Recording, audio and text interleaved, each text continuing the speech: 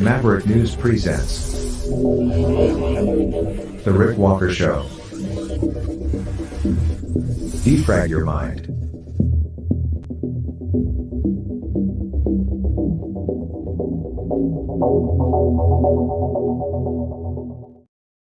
Good evening, Maverick family. I'm Rick Walker. Welcome back to the Maverick News Channel. Getting things configured here. Before we get started and before I fix the lighting, I just want to let everybody know that Freedom Fred is alive and well and in his new home. And there's the fish cam.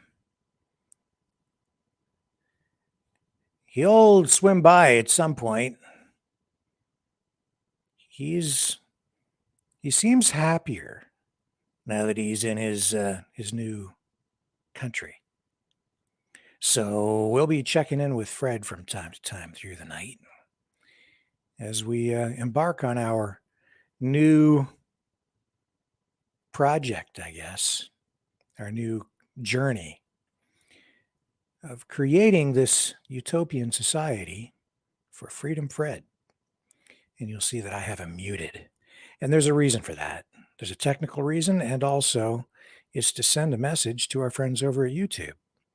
And that message is that we're going to be very, very good community citizens from now on and do our very, very best to not say anything that might offend anyone at any time on YouTube. So we have Fred muted so that he doesn't inadvertently, by mistake, say something that might offend someone. We wouldn't want to do that or go against community guidelines in any way. So this is the fish cam.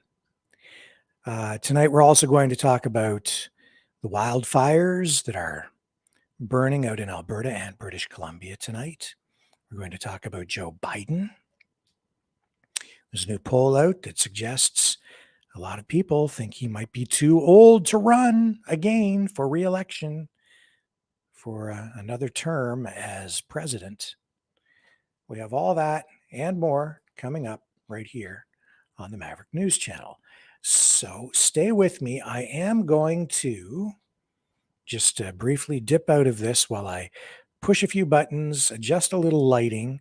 I've been a little bit behind today and all of the things that we've been doing because I've been taking care of Fred's needs. Being an overlord, a ruler over a fish is a lot more work than one might think.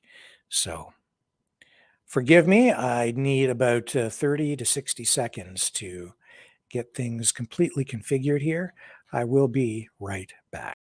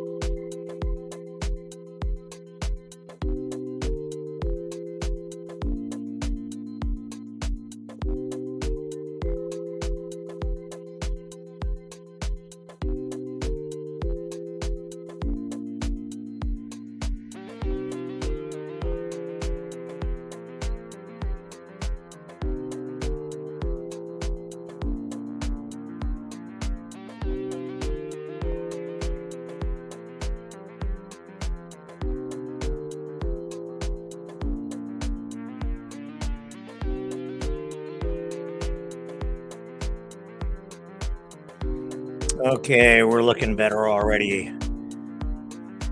Well, Fred's looking better. There's not much that I can do about myself. Let's get things cranked up here. Take this short promo, break, transition, whatever you want to call it, and we'll come back and start in with today's news of the day. Don't go away.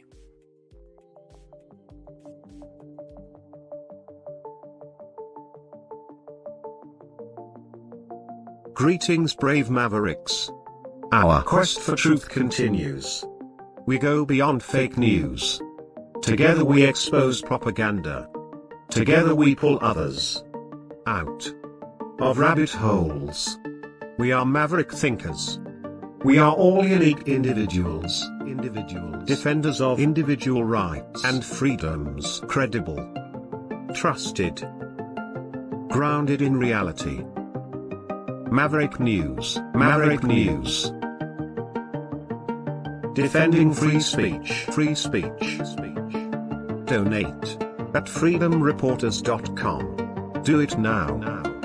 Tomorrow, maybe too late. Are these fires? Maverick News. The world is watching.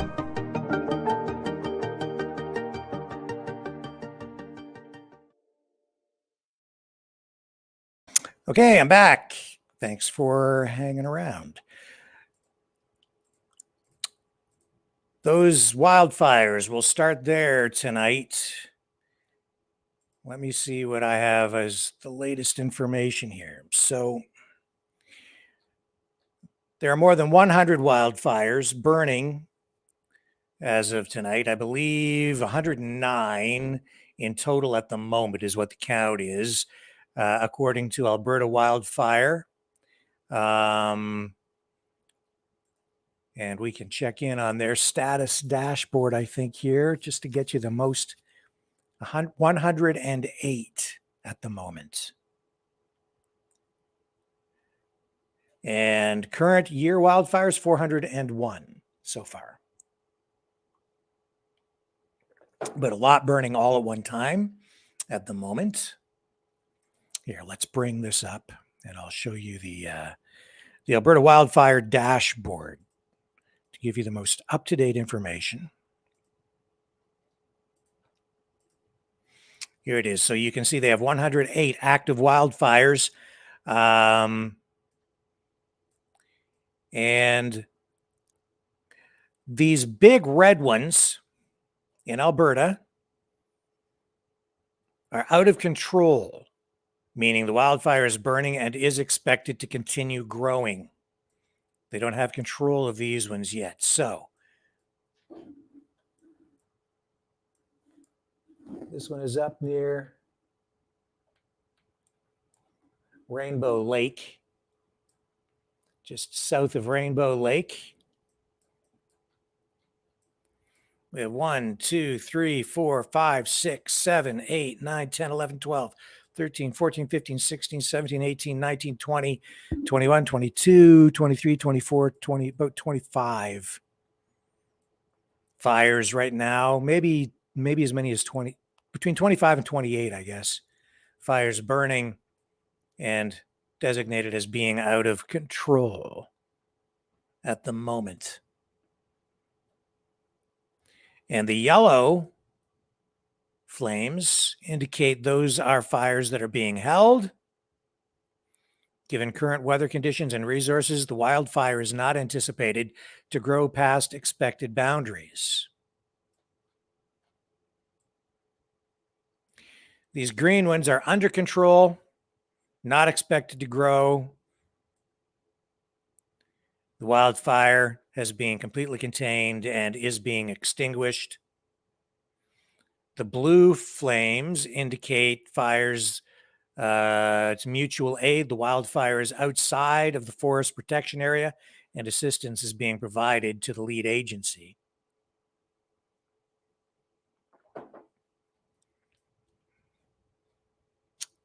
So 108 at the moment. In total, so far this year, 401 wildfires. And some of the images coming out of Alberta and British Columbia, where they also have a lot of wildfires burning tonight, are amazing. And at the same time, in some cases, actually horrifying because of the danger and the destruction. Here's a satellite shot showing more than 80 of the current wildfires in Alberta. This was about 6 or 7 hours ago.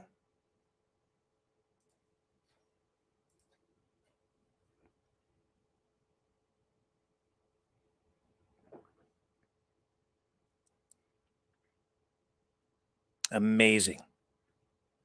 The technology we have today is amazing in itself. The fact that we can see these from orbiting satellites, these fires, and look at the amount of smoke that is being generated.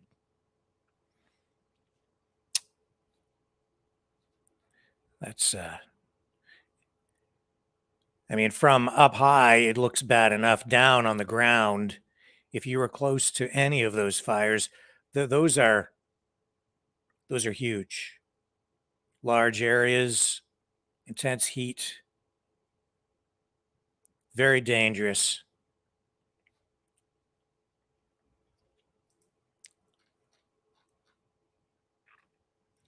So let's get you the latest information.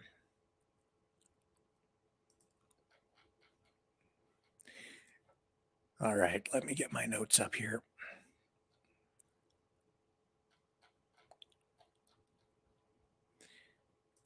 Okay, so we know that there are more than 108 at the moment burning out of control. Well, not all of them are out of control. We have 108 in total burning, and about 25 are still not under control. Alberta Premier Danielle Smith and opposition leader Rachel Notley both met today, and they discussed the wildfire situation and the response.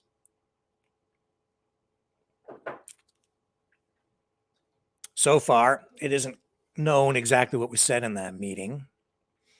Yesterday, Danielle Smith, the premier, did call a state of emergency so that to have access to emergency funds and reach a higher level of intergovernmental coordination. Last night, I explained, contrary to what a lot of people are thinking, declaring a state of emergency at the provincial level is not the same at all as what Justin Trudeau did by invoking the Emergencies Act federally. It is not the same. And some people are honestly freaking out because a state of emergency has been declared, because they think their rights are being taken away. And that is not the case. It's not the same. The provincial government does not have the broad, sweeping powers that the federal government does. And that Federal Emergencies Act was renamed the Emergencies Act. It used to be called the War Measures Act. They renamed it when they rewrote it in order to broaden the scope of that legislation, of that law. And it does give the government the ability to do an end run around your constitutional rights. And we saw that during the Freedom Convoy, but a lot of people are confused, and that is not what Danielle Smith has done. That is not what has happened in British Columbia either. And Smith says that it's not a step that was taken lightly. She says it is one that will allow the quickest and most effective response. She says the measure allows for a more comprehensive response to extraordinary events. It also ensures that emergency centers are fully staffed, that other government agencies are able to work across borders, notifications are sent out properly. As I said, it allows the government and emergency crews to access funds, money, and make purchases for any kind of equipment or supplies that might be needed to respond to the emergency quickly, instead of needing to go through the usual process of having expenditures approved and debated, which could sometimes take days, weeks, maybe even months. You can't do that when you have a situation like this. So we know that more than 24,000 people in Alberta have been forced to leave their communities. This is making international news tonight. And at last word, some of these areas are the ones that still have evacuation orders. Parts of Brazeau County, parts of northern Sunrise County, parts of Mackenzie County, the entire town of Rainbow Lake, parts of Sturgeon Lake Cree Nation and the municipal district of Greenview, Fox Creek, Little Smoky and surrounding areas, parts of Big Lakes County, some areas of the county of Grand Prairie, parts of Lac Sainte Anne County, parts of Yellowhead County, including the town of Edson, the communities of Whitefish River and Alchemeg, Parkland County, and the hamlet of Entwistle.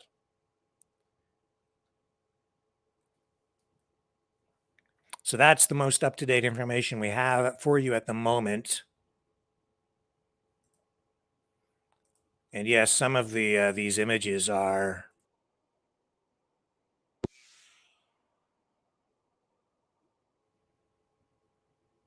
I'll show you this footage. I think it's been a little bit color enhanced to make it look even more dramatic than it is. But even if it hadn't been, this is just unbelievable. Look at that.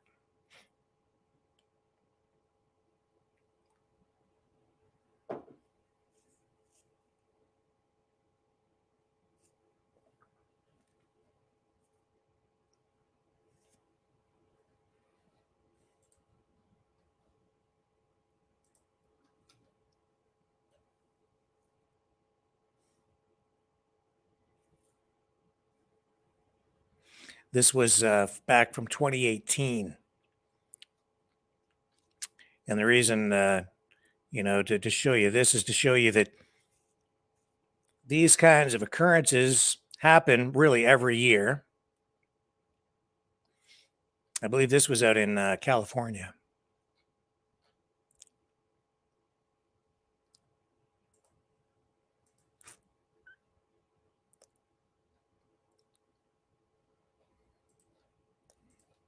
And we went over stats last night to show you that,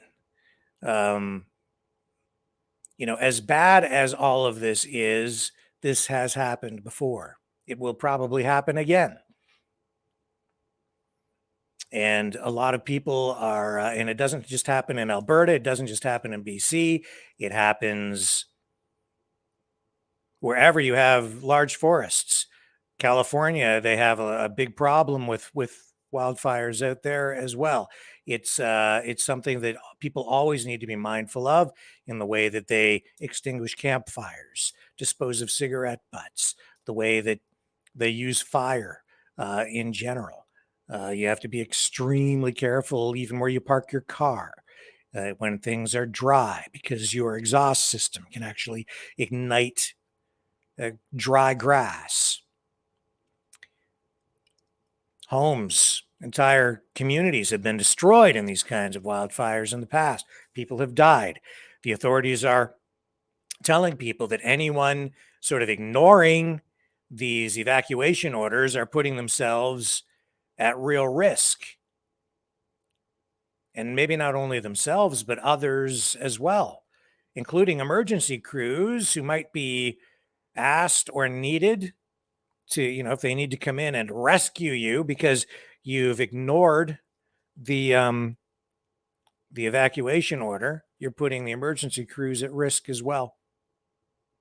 And there's all kinds of speculation about why these fires are occurring and at this rate.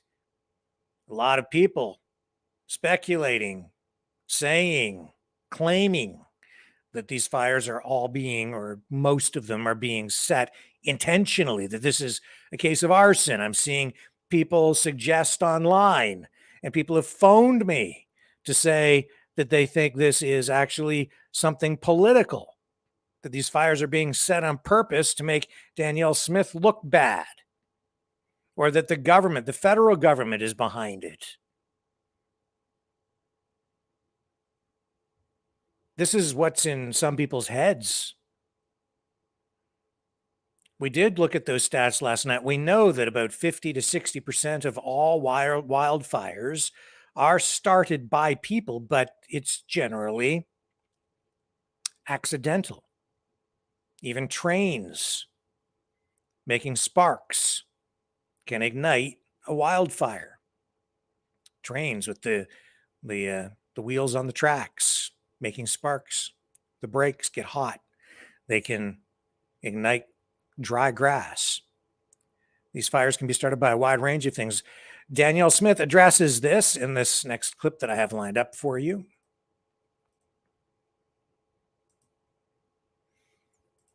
Let me get this for you. She's asked about this, and it is something that is foremost in some people's minds tonight. I've seen people making actual allegations saying that these fires have been set intentionally. Good day, Premier. Thank you for taking my question. When the fires began, it appears that they were near a lot of oil towns. Are these fires being deliberately set? I don't think we can know. What we do know from what I had heard earlier, and I'll get Christy to comment on this as well, is that the typical way that a natural fire occurs is through lightning storms. And so the presumption is that the vast majority of these fires are human caused. That can mean any number of things. It can mean off-highway vehicles. It can mean campfires. It can mean a cigarette out the window. It can mean carelessness. It can mean sparks. So there's all kinds of ways in which these fires can start. Christy, did you have anything to add to that? That's correct, Premier. Majority of wildfires in Alberta, unfortunately, are caused by human activity. That doesn't mean they are all deliberately set. They are the majority of them inadvertently caused by recreational activity or burning that goes out of control. So you're quite right in saying that there's not necessarily a direct connection between the fire being human caused and it being deliberately set. And do you have a follow-up, Arthur? I do. I just left the evacuation center here in Edmonton, and spirits are quite high. You know, tasks are being looked after, people are being fed, people are smiling, actually. If Premier Smith could have one message to these people at the evacuation centers, what would that message be? Well, we're going to do whatever it takes to make sure that they have the resources that they need. And we're going to do whatever it takes to make sure that these fires get fought so they can return home. We're working very hard on protecting communities because we know that as the communities are protected, it just makes it so much easier when the evacuation is over for them to return home and get life back to normal. And those are the things that we are 100% focused on right now. Operator, could you please put through the next caller? The next question is from Karina Schultz, CBC Edmonton. Please go ahead. Hi there. Yeah, I'm just curious to hear about which communities right now are facing the greatest threat of fire and are perhaps, being watched as hotspots or, could take a turn for the worse.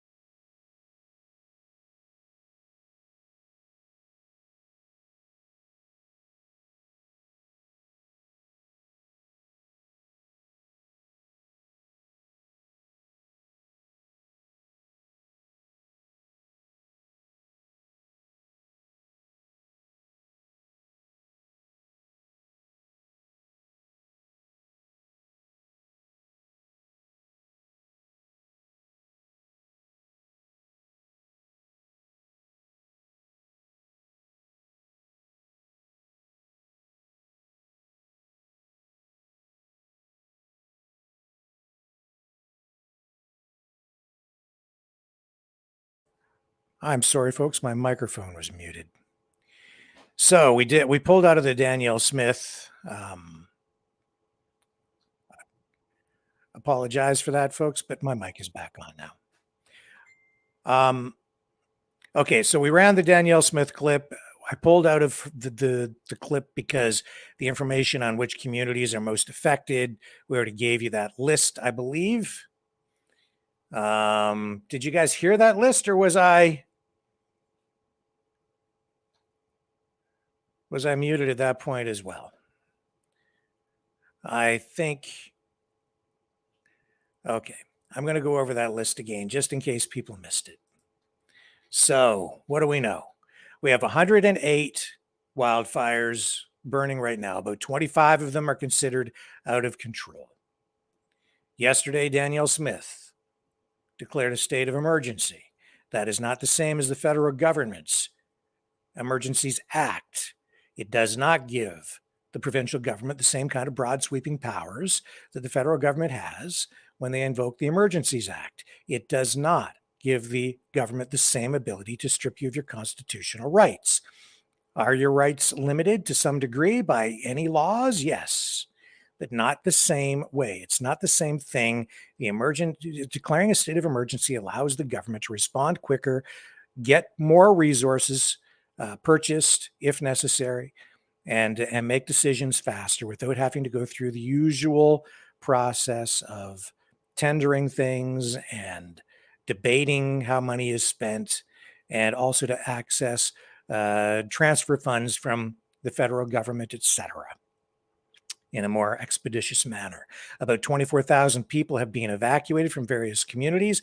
The areas most affected right now are parts of Brazeau County, parts of northern Sunrise County, parts of Mackenzie County, Fox Creek, Little Smoky, and the surrounding area there, the entire town of Rainbow Lake, parts of the county of Grand Prairie, parts of Sturgeon Lake Cree Nation and Municipal District of Greenview, parts of the county of Grand Prairie, parts of Lac St. Anne County, parts of Big Lakes County, Yellowhead County, including the town of Edson, the communities of Whitefish River and Aitkameg, and Parkland County, and the hamlet of Entwistle. So those are the communities most heavily affected at the moment. And please, if they have issued an evacuation order in your community, please pay attention, because if you do not, you may be putting yourself and others at risk.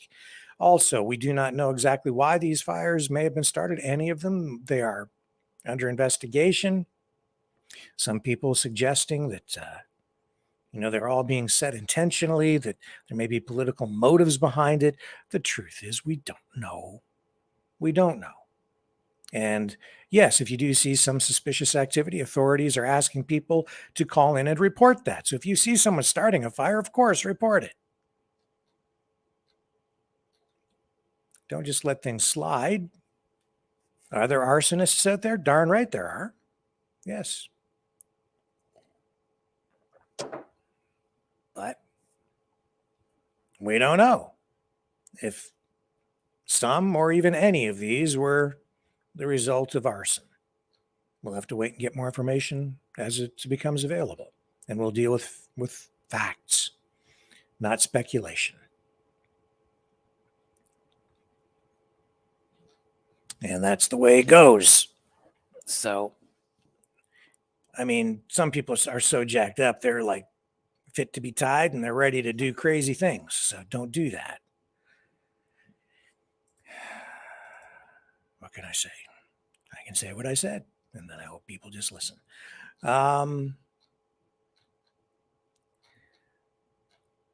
Yeah, so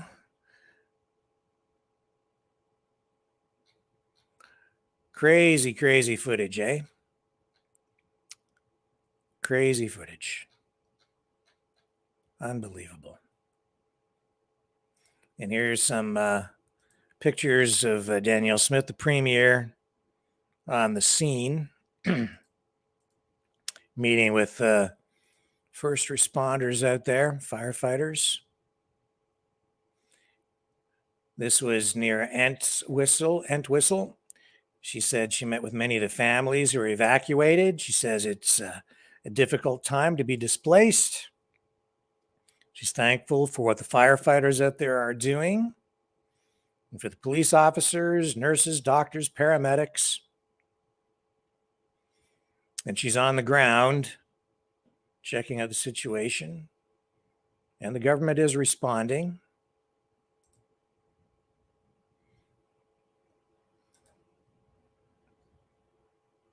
So she's trying to keep a handle on things. And hopefully everyone out there stays safe. That's the situation with the wildfires out in Alberta.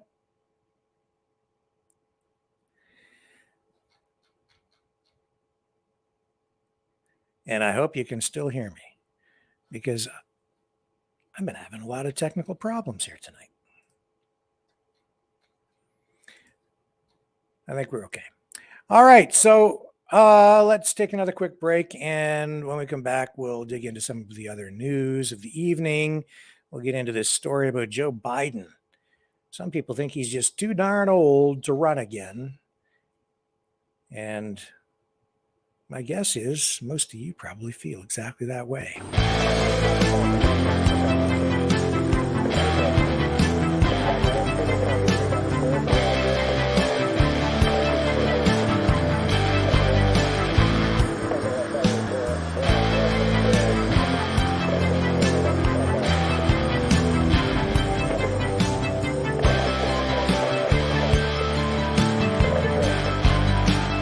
Maverick News.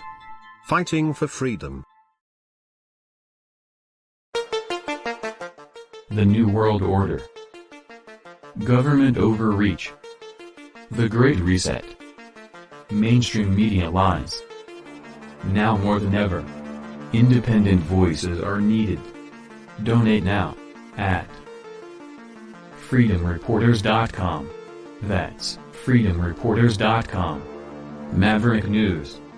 The antivirus program for your mind.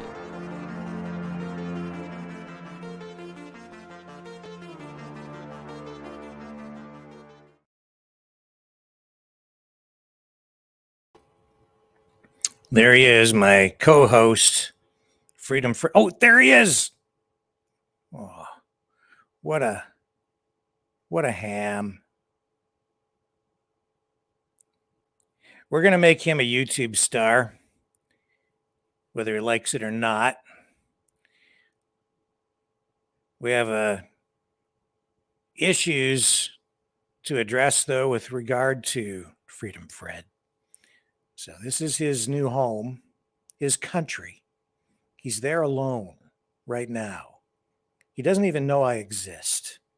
If he does, I'm an abstract figure. I'm actually in control. He just doesn't know it. So I guess in that way, I could be considered his god,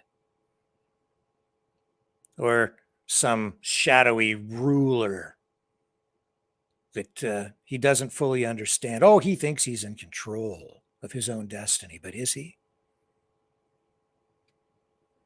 I need everyone to start to think about these issues.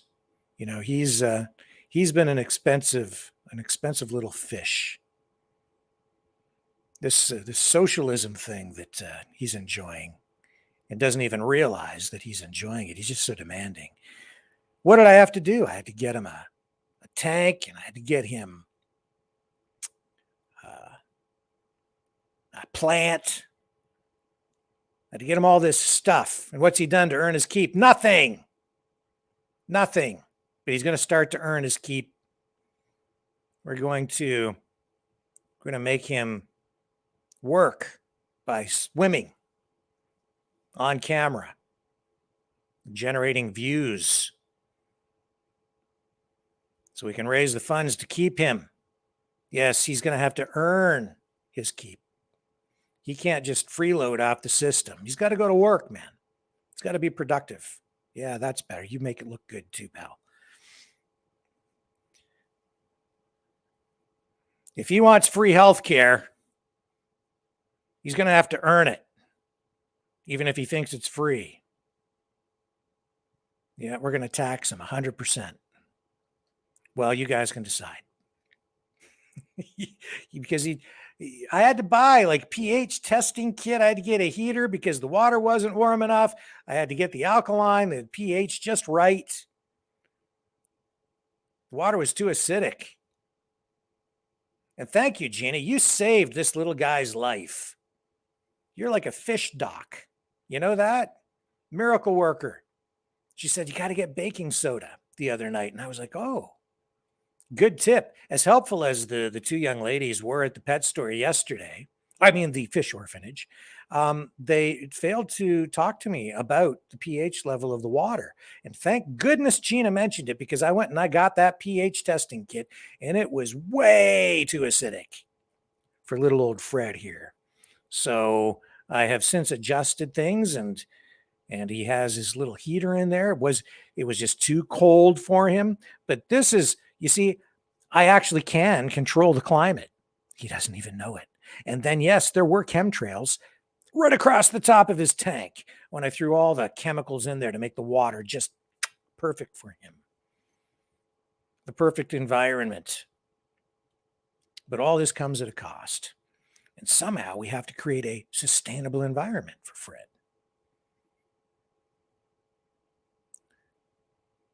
Going to have to give this some serious, serious thought.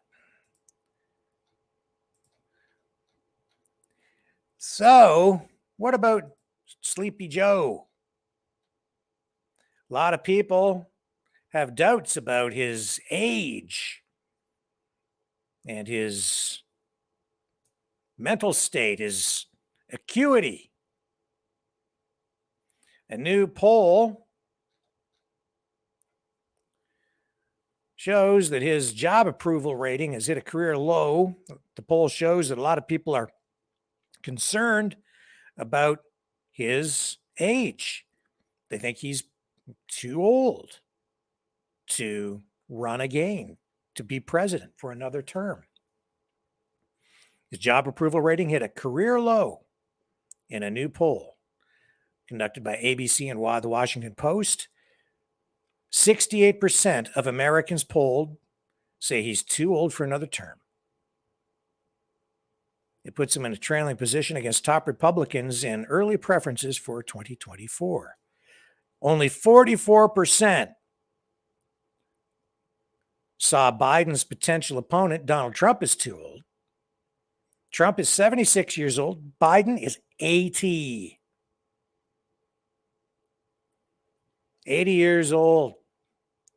And we've seen at times, most of the time, Biden slipping mentally. He's not sharp. When you have to have some dude or maybe it was a dudette, in an Easter bunny costume, tell you which way you're supposed to walk and take you by the hand to guide you over to where you're supposed to be, you got a problem. Remember that during the Easter egg hunt?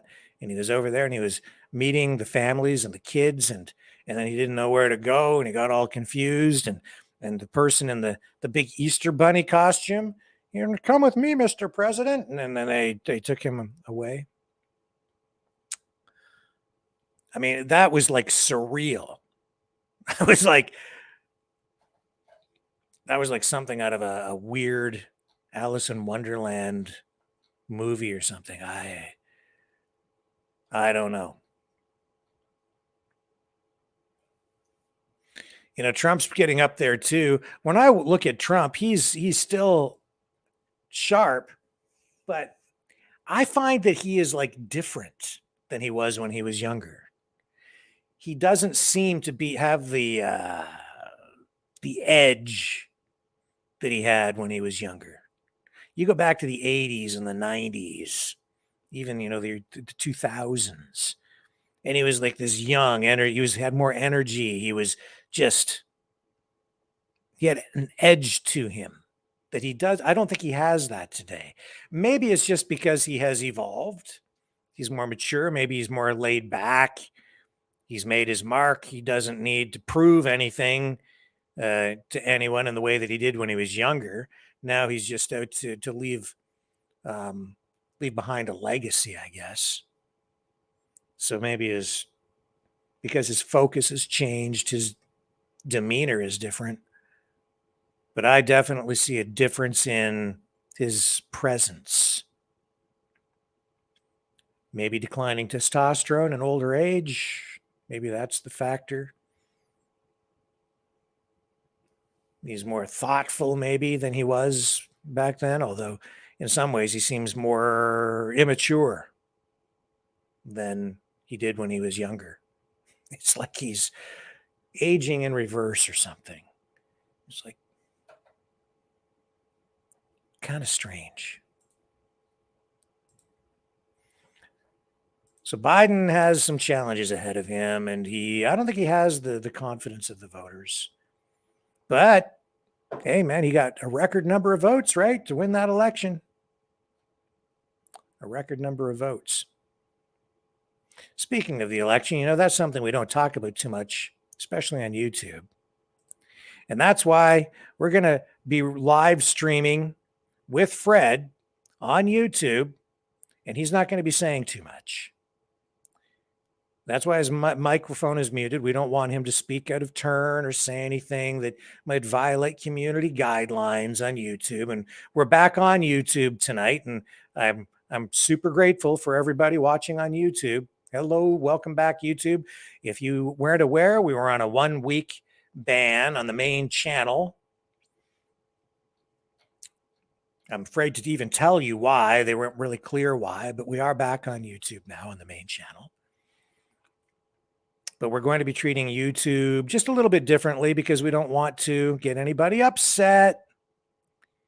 So we will be running less content on YouTube and pushing everybody over to Rumble, especially when we're talking about things that are not YouTube friendly. So if you haven't subscribed on Rumble at this point, please consider doing that. We really need you to move over there. The channel has been growing a lot, our main Rumble channel. Just look for Maverick News on Rumble.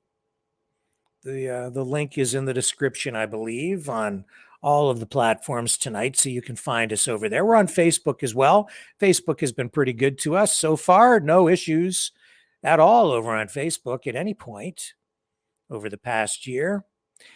It's worth mentioning what we're doing here, though, because this censorship issue has been affecting a lot of streamers. YouTube went on a banning spree, a rampage over the past week or so. They got us. They got, I think they got Lori again. They got about 5 or 6 other people who are kind of in my sphere with bans. I spoke to somebody else just yesterday who is on a 1-week ban as well. It's a strange business model they have. Let's ban all the people, the content producers who come to us. And as I said, YouTube in some ways kind of risks, I think, becoming less and less relevant. Some of the most watched channels on YouTube now are channels that feature exactly this kind of content. Fish aquariums, burning fires, sounds of rainstorms that people fall asleep to. So we're going to make Fred a star. We're going to generate some views with Freedom Fred, the Freedom Fish. He's not going to say much, but he will entertain. It will be entertainment, not infotainment even, just entertainment when Fred is on. And that will also make some sort of a statement. We're on YouTube right now, and, we have a lot of viewers there, but yeah, we're going to be much more careful as we move ahead, especially with Bill C-11 and Bill C-18 and the anti-hate speech laws in Canada beginning to take root and grow. Censorship, huge issue, man. Huge issue. And so Fred will earn his keep by entertaining the masses. He will become an internet sensation, a freedom fighting superstar on YouTube. Don't go away.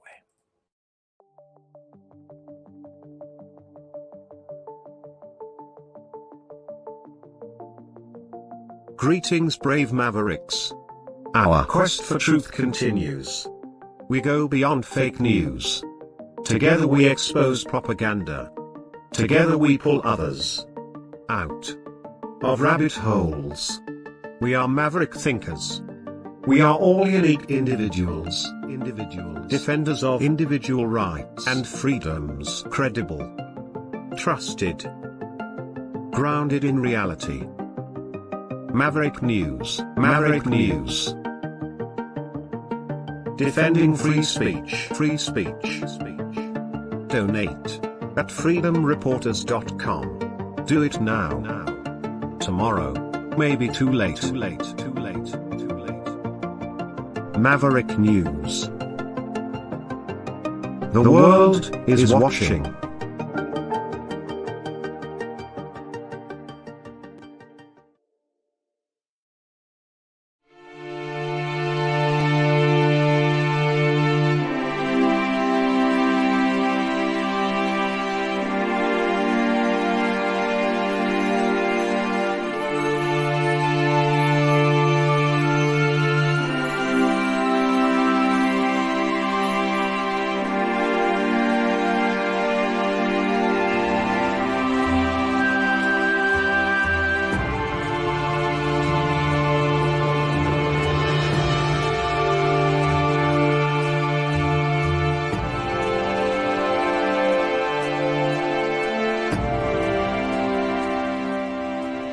Maverick News.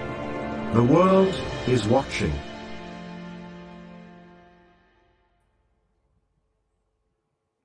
So everybody is freaking out about central bank digital currency. Everybody's worried about it. And yet here we are looking at Commonwealth countries, including Canada, saying that they're going to put a picture of King Charles on hard paper money and on coins in some cases.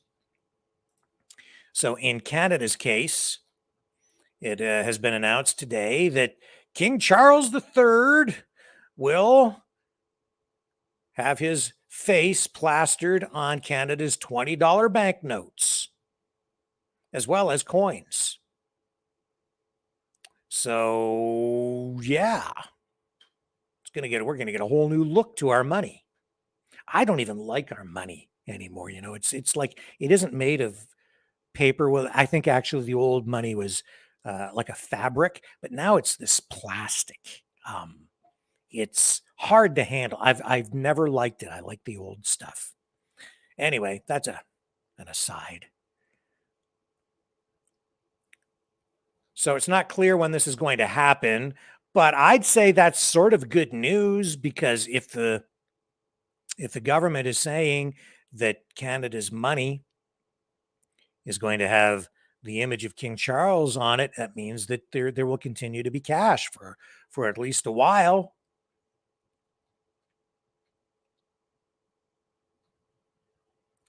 So let me just check here. The Bank of England has already revealed that they have a new design for its 5, 10, 20, and 50-pound banknotes. They'll all feature the king. Canada's redesign needs to be approved by the king. According to royal experts, it won't be the same imagery used by the Bank of England, though. Other Commonwealth nations, well, there are varying views on whether they'll use King Charles's portrait on their banknotes. The Reserve Bank of New Zealand is saying tonight that it will be replacing the late Queen's imagery with the king. In Australia, Queen Elizabeth II's imagery on their $5 banknote will be replaced with an indigenous design to honor the culture and history of the first Australians, that coming from the Reserve Bank of Australia. And in many Caribbean nations, they aren't even looking at this. They say that they're not interested in any discussions regarding this topic. They don't have any interest in redesigning their banknotes at this point. And in fact, in some of these countries, these Caribbean nations, they're severing ties with the monarchy. We've seen that in Barbados. I would say, based on what we're seeing, King Charles needs to be very careful. The entire royal family needs to be very careful. I don't think they have the support that they need to ensure long-term survival as the reigning sovereign. In Canada, maybe half of the people still support the monarchy. The other half seem to be in favor of severing ties. Canada already is its own sovereign nation. It is part of the Commonwealth. Yes, I know that the legislation still needs to have royal assent, and we go through that entire process. But, you know, we're not that far removed from detaching ourselves from the monarchy. The United States severed ties a long time ago, right? 1776. And even though you're a king, even though you're not elected, even though you have maybe 1,000 years of history and tradition supporting your reign, you can't take anything for granted these days. The people, you need the support of the people. It doesn't matter if you are a king, a prime minister, a president, or a dictator. On some level, you always need the support of the people. You might not need the majority of the people to support you all the time, but if you don't have at least a healthy percentage, then your future, your existence, your existential, you're facing an existential threat if you don't have the support of the people. The people have more power than the people realize. I don't see overwhelming support for King Charles. And I don't think he is anywhere near as likable as the Queen was. That will only further erode support for the monarchy in the years ahead. They might be in a little bit of trouble. He might be in a little bit of trouble. That's the reality of that. Especially right now in Canada, man. After 3 years of government overreach and people upset, the entire country is on edge. It wouldn't take much. Wouldn't take much to take us to a place where we have serious change. Some people are seriously pushing for that. On to Ukraine we go. Reports tonight that anxiety about the safety of that huge nuclear power plant, the largest one in Europe that I mentioned the other day in that interview with John Mark Dugan, where we discussed the danger in that area because of shelling that was taking place there, with Ukrainian forces shelling the nuclear power plant. Obviously, a huge safety concern. And anxiety about that is growing in that region tonight after the governor of that area who is Russian because the Russians control that area right now, ordered civilian evacuations. They're telling people to get out of there. And even though I'll bring up a mainstream media report on this, here's ABC. And of course, they are pointing the finger at Russia. But the reality is it's Russia that's in control of that area, and it's the Ukrainian forces that have been shelling the nuclear power plant. International Atomic Energy Director General Rafael Grossi has spent months trying to persuade Russian and Ukrainian officials to establish a security zone around the nuclear power plant in Zaporizhzhia to prevent the war from causing a radiation leak. The evacuation orders by the governor have raised fears that fighting in the area might intensify.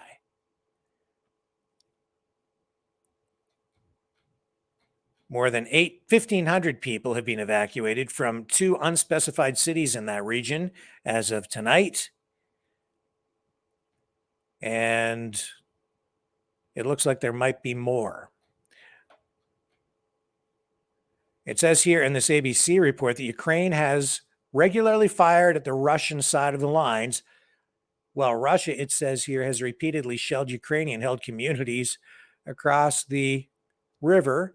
The fighting has intensified as Ukraine prepares to launch a long-promised counteroffensive to try to reclaim ground taken by Russia. This is a huge concern. Can you imagine the disaster there? It would make the Chernobyl disaster seem insignificant in comparison, I think, because of the size of this facility. And why the Ukrainians would shell that thing or even shell anywhere near it is just ridiculously. I can't wrap my head around that. Why would anyone do that? That is insane. Absolutely insane. I mean, even I think you even run the risk of killing yourself if you're shelling that plant, because the equipment that they're using, they're not that far away. If they hit that thing and the wind is blowing in your direction, it would carry all kinds of radioactive material in your direction. You'd be exposed like everybody else. You're going to contaminate the whole area, make it uninhabitable. This war is just stupid. And that might not sound like a very intellectual thing to say, but it's just stupid. Bloody stupid. Now I'm going to talk about something that makes me wonder.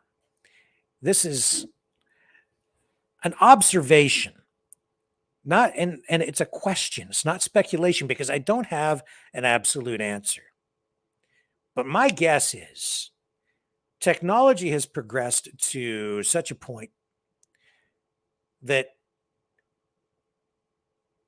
marketing companies, the government, social media companies are using voice recognition software for marketing purposes. Right now, I am aware and I know how to do some what's called remarketing using cookies online. So if you look, you know how if you say you went to a car dealer website and you clicked on a 2015 Honda Civic in the used car part of a car dealer's inventory online. When you leave, if that website is set up effectively, they then track you around the internet. because they have your cookies, right? And they can follow that trail of cookies, and they're going to follow you around the internet. And when you go to different websites where Google puts up advertisements, they'll put an ad up on your screen for Honda Civics. And maybe not even that dealer, but other dealers can start to market to you too. They don't know they're marketing directly to you, but Google knows, Facebook knows, these social media companies know if they've been part of the process. It goes into their database, and then they know that Google knows you're looking for a Honda Civic. That's extremely valuable information because you've clicked on it on one dealer. The other dealers want to sell you a Honda Civic too. So they then set up their ads and say they want to target consumers who are looking for Honda Civics in a certain year range with certain parameters. Google then delivers you as a consumer to that car dealer. It's pretty sophisticated stuff. So all the other dealers then start putting ads up for Honda Civics. And that's why you see then everywhere you go for a while, ads keep popping up for Honda Civics because they know you were looking for one. If you go to Amazon and you click on shower curtains because you want a new shower curtain, you'll see that ads for shower curtains pop up for a while everywhere you go around the internet. Amazon will advertise to you. Other companies start advertising shower curtains to you over and over and over again. Everybody wants to now sell you a shower curtain. I'm sure you've noticed it. But something very interesting has happened to me in the last week that I've just taken note of. And 2 nights ago, maybe it was even last night, somebody mentioned the word Sigma to me. Sigma male. I think it was Dragon during the call-in portion of the show. This is scary stuff. It was Sigma, just the word Sigma was spoken on the show. Within hours, I started receiving advertising messages in my email from companies trying to sell me products with the word Sigma in it. Not really related to what the subject matter was in the call, which wasn't about a product, but it seems to me that cannot be a coincidence. How did these companies know that I had spoken the word Sigma? And I do some photography and videography, of course. And so I do have some Sigma lenses, but I haven't purchased a Sigma product. And I have a Sigma flash for a DSLR camera, but I haven't purchased any Sigma products in probably 12 years. I haven't looked at any Sigma products. All we did was mention the word Sigma on the show, and bam, Sigma advertisements with products using the word Sigma in my email. Coincidence? I don't think so. Not that. It shows how sophisticated the technology has become. It's scary sophisticated. I don't know. Back to the money thing. I just want to comment on that again too. If they're going to keep making money, like physical money, I think that's a great thing. I think that provides a higher level of freedom for people. It's important. And we've seen during the wildfires out in Alberta and BC that where there have been these fires in some of the communities, they don't have any power. And so people are coming into stores and they need to buy groceries and supplies, and they have to use old-fashioned hard cash in order to conduct the business. That's been the reality out there for the past couple of days. Darn good thing they have cash. I think that the government needs to really re-examine this central bank digital currency plan if it involves completely getting rid of paper and coins, because we're seeing right now there's an actual necessity for it. I'm encouraged to hear that they're going to put the king's face on bills and coins. It says that they're not giving up on the paper money and the coins, at least not right away. I think digital currencies also will make it far too easy for the government to simply create money out of thin air. At least with paper and with coins, they have to go through a process of manufacturing the stuff.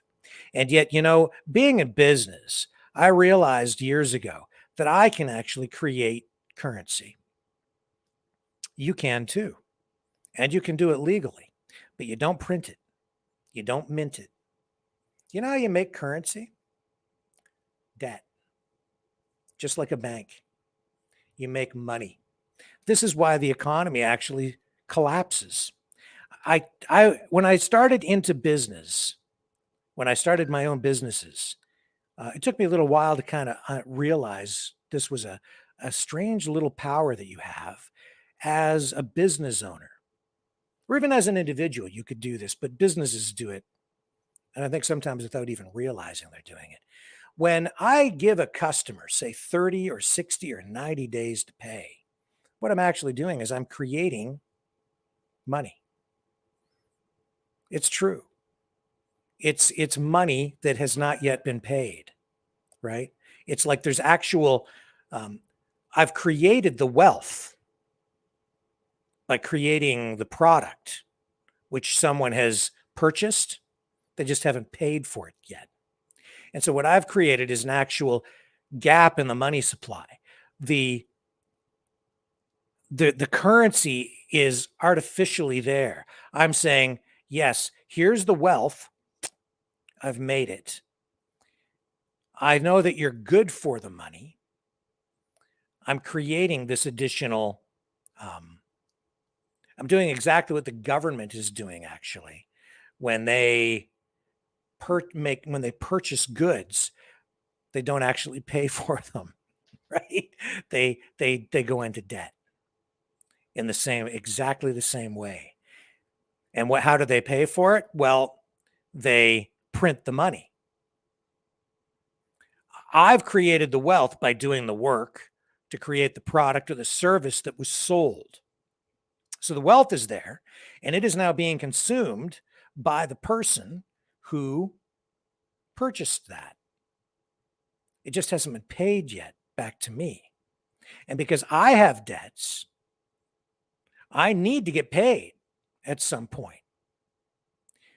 So the government has to make sure that there's enough money in the system printed to meet the current level of production so that the economy doesn't collapse. If they don't print enough money, if there isn't enough money in the economy circulating, the economy slows down. The guy who we'll say his name was Joe, he purchased my product or service, didn't pay for it. I gave him, say, 30 days to pay. If he can't come up with the actual cash to pay within 30 days, he defaults. If he defaults, now it goes to me. Now I don't have the cash. If I don't have the cash and I can't pay, then I default. And then it creates a chain reaction and people can't pay. And that's because there wasn't enough money in the system to pay. As the government prints more and more money, it floods the market. But if they print too much, then Joe can buy all kinds of goods and services. And it's more money chasing fewer goods. It drives prices up because you have more money chasing fewer goods and services. It's just I don't know. Maybe I'm boring the living crap out of you by talking about this. I think it's an interesting exercise to go through as a business owner, as an individual, even to understand that money it's not the paper. I mean, it is the paper, but the actual wealth of the country is what is produced. It isn't the money. That's just a means of exchange. And if the government doesn't manage the money supply properly, everything falls apart.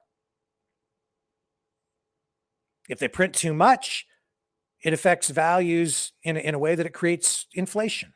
If they don't print enough, the economy collapses and you get a depression. It's a balancing act, and they need to get it right. If they don't, everything just goes to hell.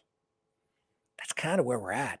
Today, I was speaking to a friend who invests in real estate. And in this market in my area, we're already seeing a correction now because the government has been raising interest rates and they're beginning to restrict the money supply a bit, although they're still spending too much. But because they're raising the interest rates, it is beginning to have an effect on the economy. So housing prices in this area have in the last few months taken a beating. A correction is happening. The market is being manipulated by the government through its artificial control of interest rates. It's not a free market at all. Don't kid yourself. This is entirely a government-controlled marketplace these days. Has been probably through my lifetime. We don't have a true free market. The government manipulates everything through interest rates and the money supply. And it's not them producing anything. It's controlling, conditioning you, getting you to they're getting you to behave. They're modifying your behavior through the money supply, interest rates, and taxation. So housing prices have taken a big hit. So a house that he was telling me he bought a house around here for about $450,000 a few years ago. It went up.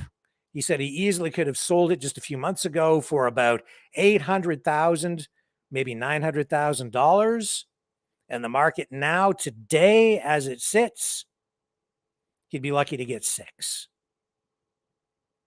And then because of the interest that he's paying, he says that the rate of return for him as an investment, using real estate as an investment, is actually not very good now because he's had to service that debt. The cost of the money has risen. The cost of the money used to borrow. And so the marketplace, the real estate market is undergoing a big correction. It's experiencing downward pressure now. That in itself, you see, this is volatility that we're seeing. And that in itself causes problems too, because now you see some people who have gone out and because the prices were rising and rising and rising, they were speculators. They got in when the interest rates were low and the prices were rising.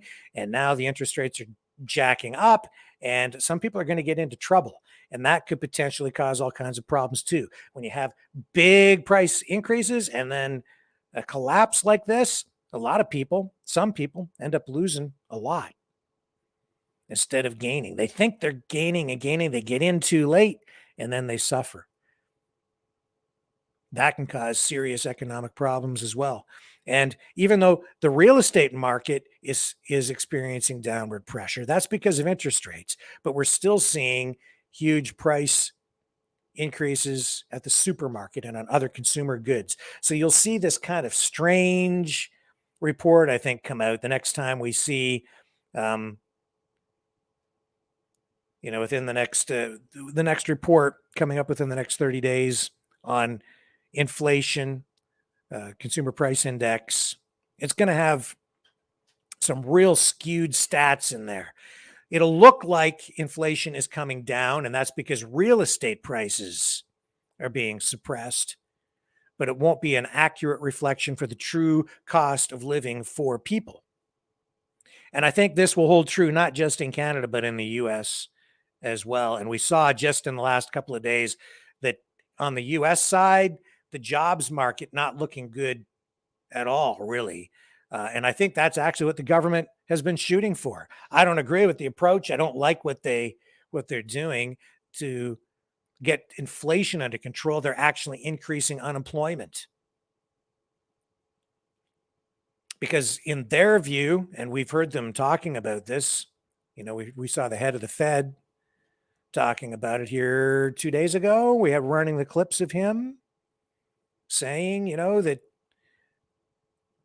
they need to slow the economy down in order to rein in inflation. And yeah, you can get prices to collapse or to correct or to come down. I hate to use the word correct, but they can bring inflation under control, wrestle the increases, pull them back, or even create deflation by slowing the economy down. But that results in a lot of suffering for people.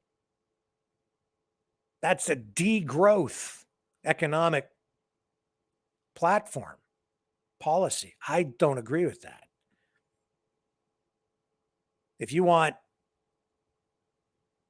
after increasing the money supply, to rein in inflation, you need to increase production and increase productivity at the same time.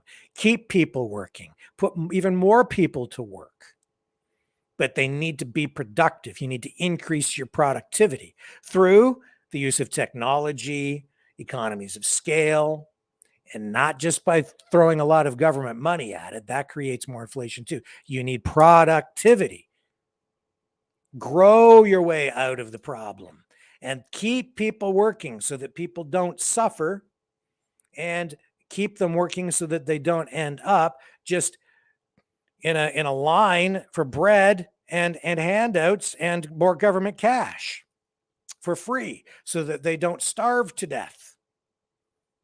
That just makes everything worse too. It puts the country into greater debt, and it requires even more money printing, which was the cause of the inflation to begin with.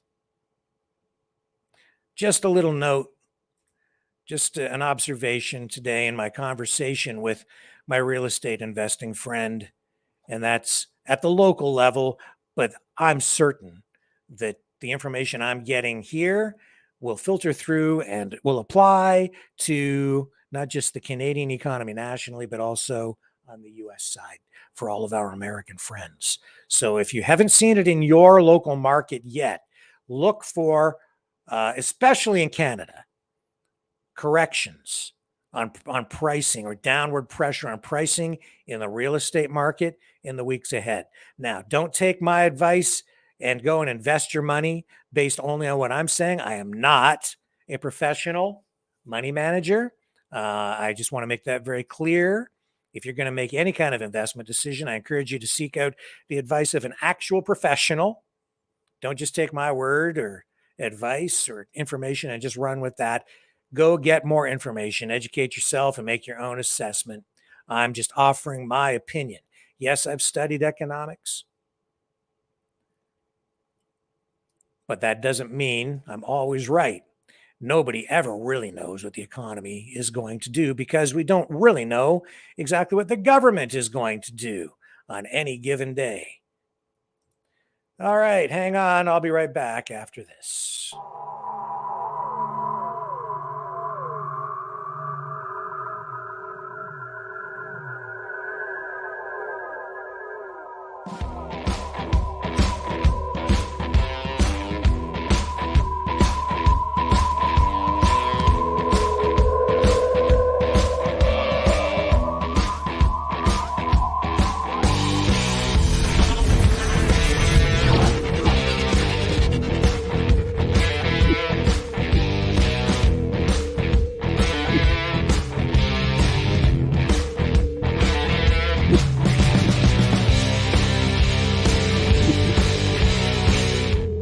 Maverick News. The world is watching.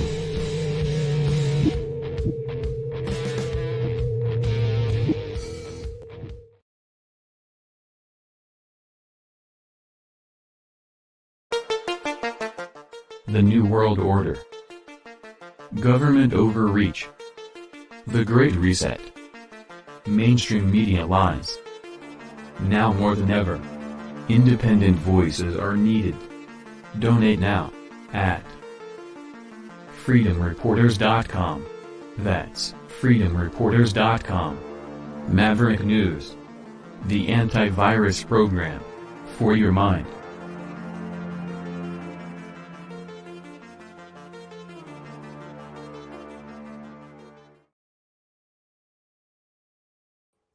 Okay, I'm just kind of sifting through some stuff to see if I've missed anything truly important, and just a few headlines here. Documents have been signed. Syria is now a member of the Arab League again. That's within the last 12 hours, that post.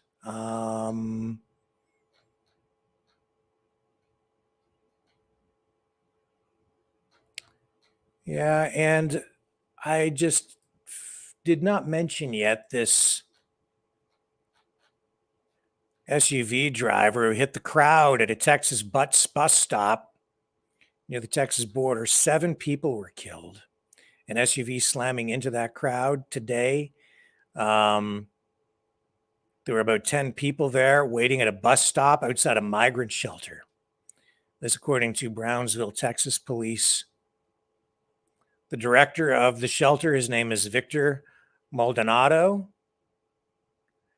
He says that he took a look at the surveillance video after receiving a call about the crash. And the SUV, which was a Range Rover, ran through a traffic light about 100 feet away and then drove through the crowd of people who were just sitting there at the bus stop. 7 people dead. The SUV flipped after running up on the curb and then slid for about 200 feet. There were some people walking on the sidewalk about 30 feet from the main group. Brownsville police said the crash happened about 8:30 this morning and did not know whether the driver intentionally hit the people, so this is still under investigation. The driver taken to hospital for injuries after it, again, flipped over and slid. No passengers in the vehicle. The driver, according to police, is being very uncooperative at the hospital. But after being treated, they say this person will be transported to the city jail as soon as he is released. At which point they say they'll fingerprint him, take a mug shot, and then they can figure out exactly for sure who this person is. At this point, I don't have a name. And here's an image of the SUV that was involved in that incident. And you can see that it must have been moving at a pretty high rate of speed. It didn't just flip over on its side. It looks like it rolled. The hood all bent. Driver's side door all caved in. The roof collapsed. Not completely collapsed, but certainly all bashed in. The windshield smashed out. It obviously suffered severe damage to the whole driver's side of the vehicle. And 7 people dead. Anyway, I'm going to run a promo while I set up the, let's say hi to Fred. Hey, Fred, how you doing, buddy? Where are you? There he is, way in the back. See him in the back there? Do you feel freer tonight, Fred? Now that you're out of your little cup. He probably doesn't know what's going on, but look at the beautiful fins on Fred. Look how beautiful he is. See him flipping away over there, flipping his flippers. All right. I'll be right back and we'll go to the phones.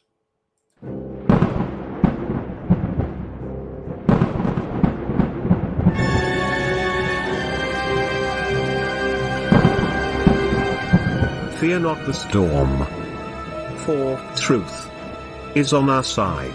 Maverick News. The world is watching.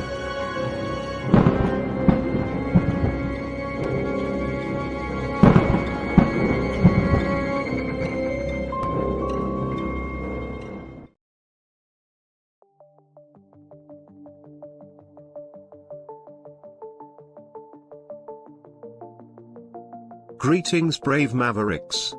Our quest for truth continues. We go beyond fake news. Together we expose propaganda. Together we pull others out of rabbit holes. We are maverick thinkers. We are all unique individuals, defenders of individual rights and freedoms, credible, trusted, grounded in reality. Maverick News, Maverick News.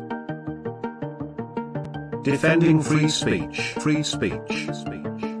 Donate at freedomreporters.com. Do it now. Tomorrow may be too late. Maverick News. The world is watching.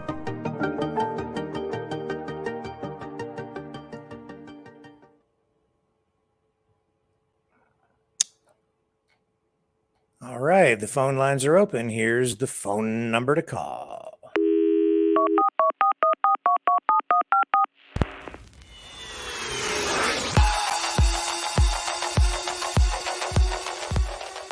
Join the conversation. Call 1-833-975-3733. That's 1-833-975-FREE. Speak up. Speak out. Make your voice heard. Maverick News. Fighting for freedom by defending your right to free speech. Be a Maverick. Join us.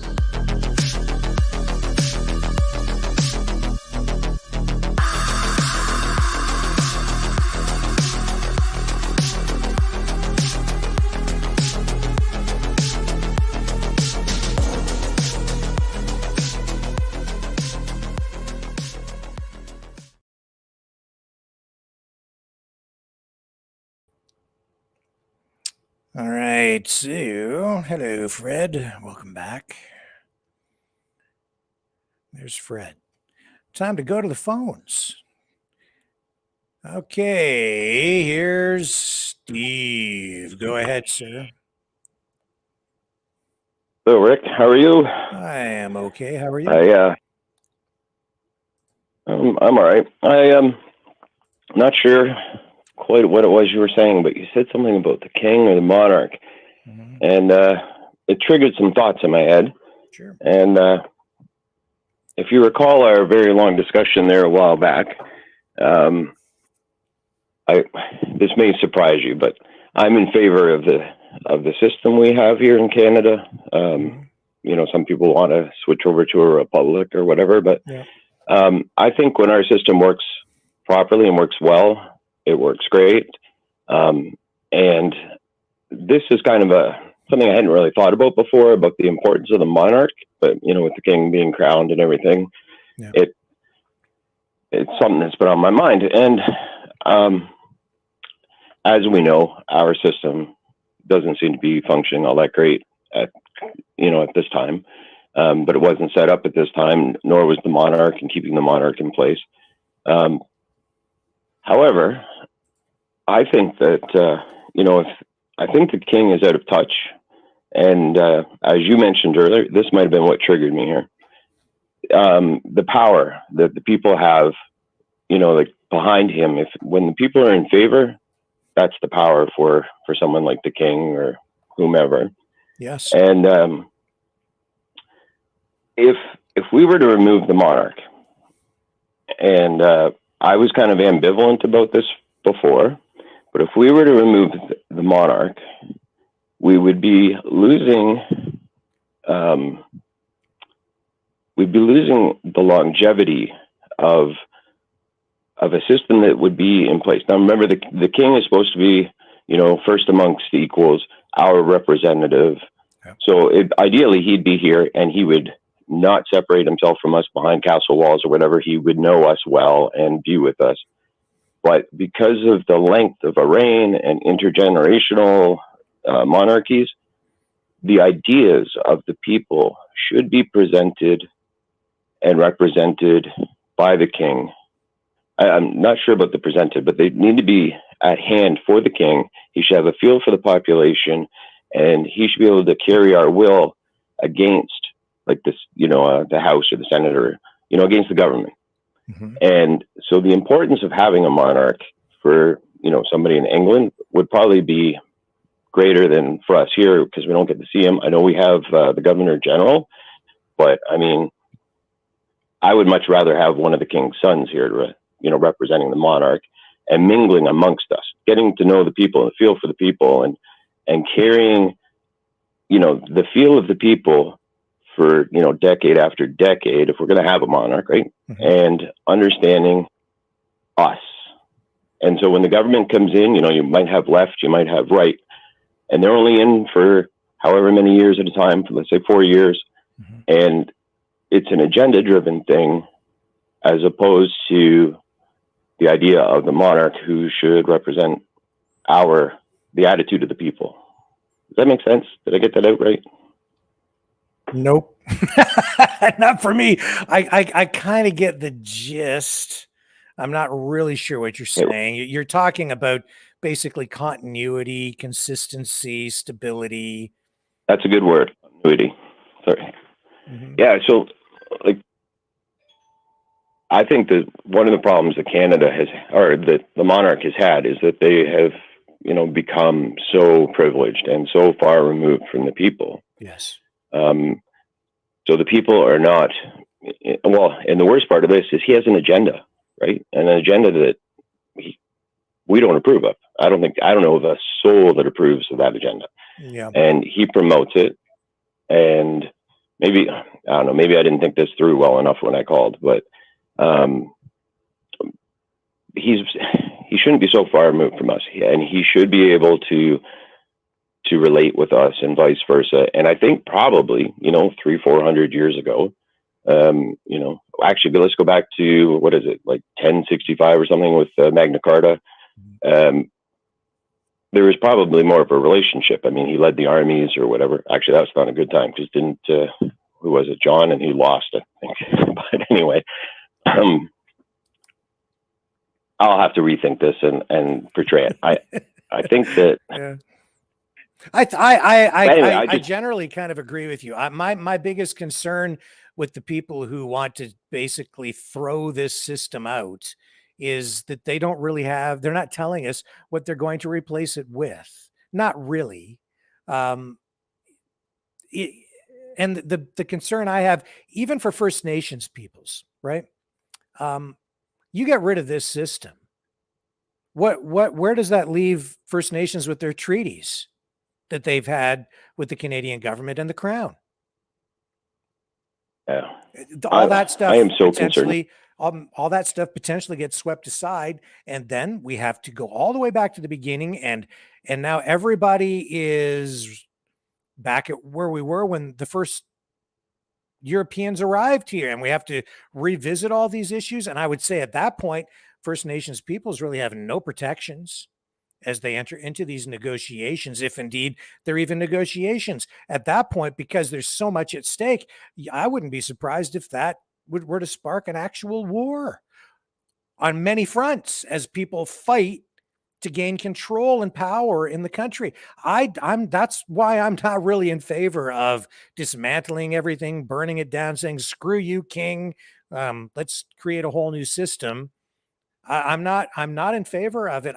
And the other reason I'm not in favor of it is a lot of people keep looking to the US. They say, we need a republic, just like, of the people, by the people, for the people. It's all US language. They're sort of copying what they see in the US Constitution. But when I look south of the border, they don't seem to have a better handle on the problems than we do. They seem to have exactly the same kinds of problems. Some of them they're worse off with, other ones they're a little bit better, but overall they're dealing with censorship. They're dealing with, the use of lawfare and their political system.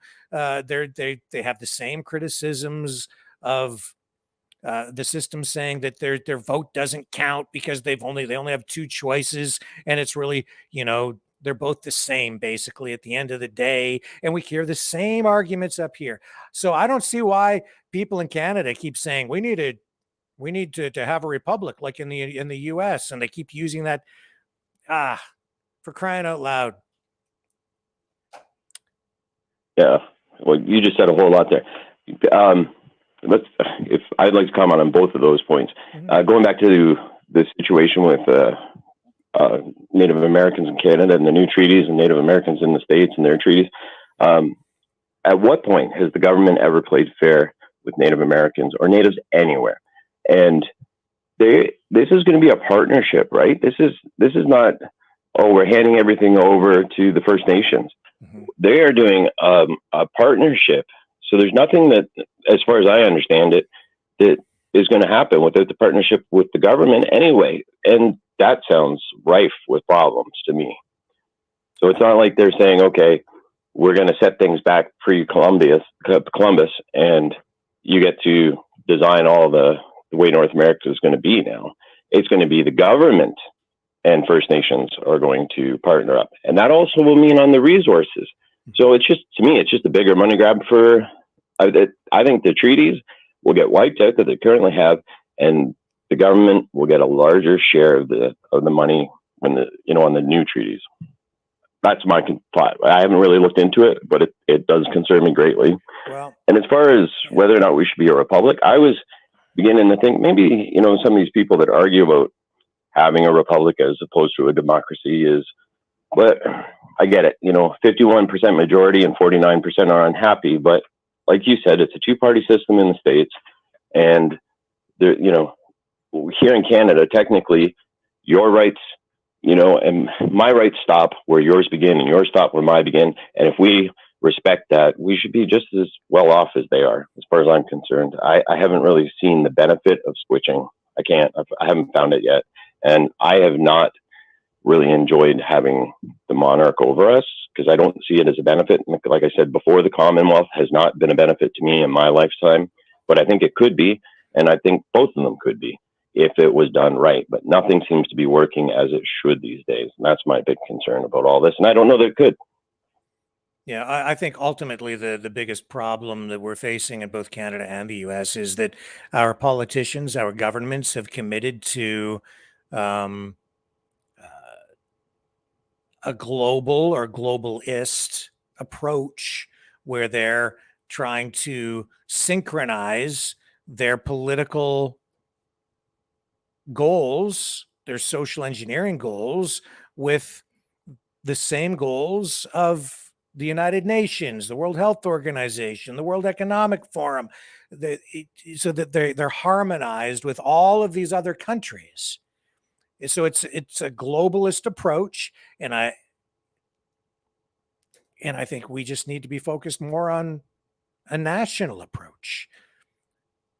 I believe that too. Nation states, yes. Yes. That's what's always made countries strong, and what made the whole global economy strong was the differences that we have, and we exploit them for our benefit and for the benefit of others. So, and here's, our government workers all think, they become so elitist, as they say, and across the world, they're no longer a part of the people, and we've allowed them to separate. Again, they are just us. They're there at our leisure, our pleasure. They have privileges granted by us. And elite is a descriptive word. I think if we look it up, it's probably an adjective.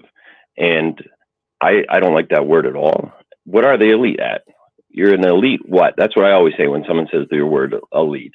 It's not a noun in my books. It's a descriptor. And I know what kind of elite I think they are. And I'm not going to say it here. I'd rather, not curse on your show. But they're elite something, and it's not elite great. Okay. I'm not sure what to say about that. Just kind of an open-ended statement, I guess. Yeah, no, it was. Elite to me is just not a noun. It's a descriptive word, right? You're an elite athlete. You're elite something. What are these people elite at? To me, they're elite trash. They're elite trash. That's it. So anyway, and anyone who calls himself elite is identifying themselves as trash. So yeah. Okay, Steve, anything else you want to add before we move on? No, I appreciate the time, Rick, and I'm sorry that wasn't more thought out before I called. Maybe if I can pare it down into a couple of sentences with more coherence, I will. But anyway, thanks for the time as always. Appreciate it, Rick. Yeah, have a good night. My pleasure. Thank you. Okay, I'm not sure who this is. Is it Pam? Hello. This is Mrs. Fred. It's Mrs. Fred. Happy. My mommy, Dom Tom. She showed me him on TV. We were separated, and we're long. Well, although we like our separate little dwelling rooms and spaces because we can fight a little bit, we met in Thailand in the rice paddies, and we were playing hide and seek, and I found him. He's the love of my life. Well, I have to be very careful about what we do with immigration. Given that Fred here is a Siamese fighting fish, I best not put another Siamese fighting fish in there. They will fight, and one of them, or maybe both of them, would end up dying. So these are. Well, I know it can get a little tough at times. But I do miss him. Just let him know that. I do miss him so much. Well, you can tell him yourself. He's on the screen right now. He's listening. And we even have some children. Let him know. I was pregnant when he left. He got captured, and I got captured. We got taken away, and I have 7 children, and I don't know where they are now. So, for people who don't understand what this is about, I'm going to be making a political statement on YouTube with this aquarium. We're creating. Well, first of all, it's just a way of saying that on YouTube, because we went through that ban, everybody has to be super careful about everything they're saying, and YouTube is sort of rendering itself irrelevant within the sphere of political debate and social debate. So to be safe, we're just going to put up, Freedom Fred in his new environment. And then because we're doing this, we're going to try to create a utopian society for Fred. And we're going to explore all of these different social issues over time as we develop this community. If indeed we even can create a community for Fred within this new society, this aquarium that we have set up. So it's going to be a social sciences learning exercise, a journey that we will take together. That's what this is going to be. This is all sort of a metaphor, symbolism, just a different way to look at all of these issues that we need to examine, as some people are even looking at trying to create a whole new country, which is kind of what we were talking about with Steve, right? Maybe tearing the whole system down, getting rid of the monarchy, and creating in Canada maybe a republic instead of a dominion, and seeing where that goes. But we can explore these things together. So anything else you want to add tonight, Pam, as you contemplate things? Yes, as Mrs. Fred, I have to tell you, we liked living in our own little separate areas, and we had little homes of our own, and we got together when we wanted to, and we loved each other very, very much. And we ate off the land, and we prepared our own food.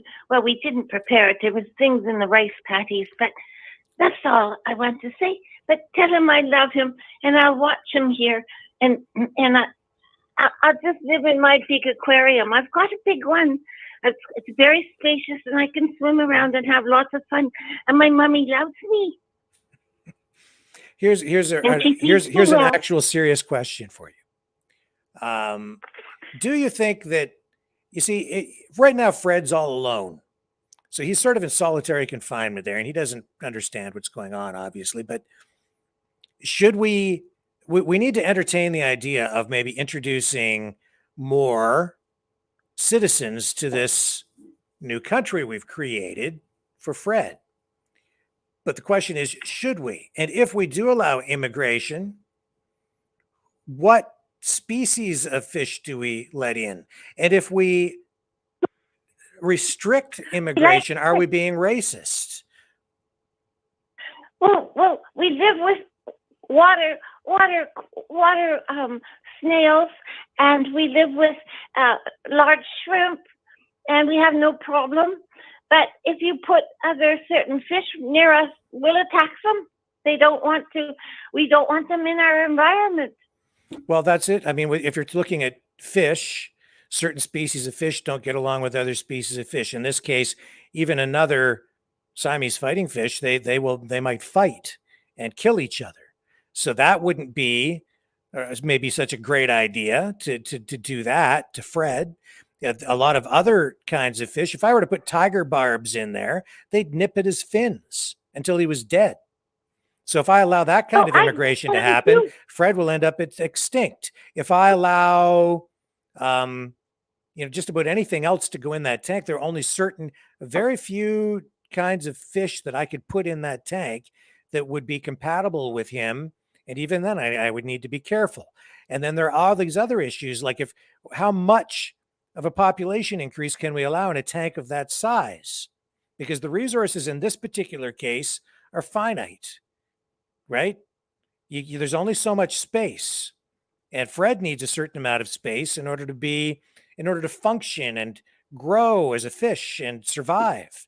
If we allow too much immigration, he could end up dying. The other fish could end up dying as well. So these are questions that we need to ask. And if we're looking at it on a human level and what goes on with our own country, should we just open the borders and allow people from any other part of the world, other countries, to come in here? Is there any similarity between the human immigration and what we would get in an aquarium? Are there certain cultures, say, that are compatible or incompatible with others? And this is something that I think some people wrestle with. Or are humans different because we have the intellectual capacity to go beyond what Fred can do and just act out of instinct or conditioning through nature? We can go beyond that and get past our lizard brain and cooperate and live in harmony together, even if we don't have share the same religion or share the same culture or the same worldviews. And we may look at everything in a completely different way than our neighbor, but at least we can get along. Or is that actually the case? These are questions that I think we need to explore and ask. And this is an opportunity to look at exactly those kinds of issues before we introduce, or we go through the process of deciding whether we even should introduce any other fish into this community and allow immigration. What do you think, Pam? It's not Pam. It's Mrs. Fred. My mommy is down Pam. Okay, and Mrs. Fred. We live in an environment where there's lots of places to live and hide, and we have little rooms, and it's all marshy, and there's all sorts of fresh water coming in with the rain that we live on, and we live on the oxygen on the surface and in the water, but we can't live closely together all the time in our homes, because we really don't have, it's a one big home in the area that I live in. But Fred, when he met me, there was another fighting fish there, and he got rid of it. And then we mated. Okay. And so then we had babies, and I looked after them. He took off, and that's when we were separated. Oh, he's a deadbeat dad. Well, I don't know. I think he might have been taken away by someone. I don't know, because I got taken away too. So it's I don't know. I'm just a little sweet little fish, but we bite. We fight. I mean, if he bothered me too much, I'd let him know. And might not turn out good. He might, just not be happy and do something, or I might not be happy and do something. We have to be happy. So what are you looking for? Child support? I want my children back, and I'm very content at looking at Fred on the screen.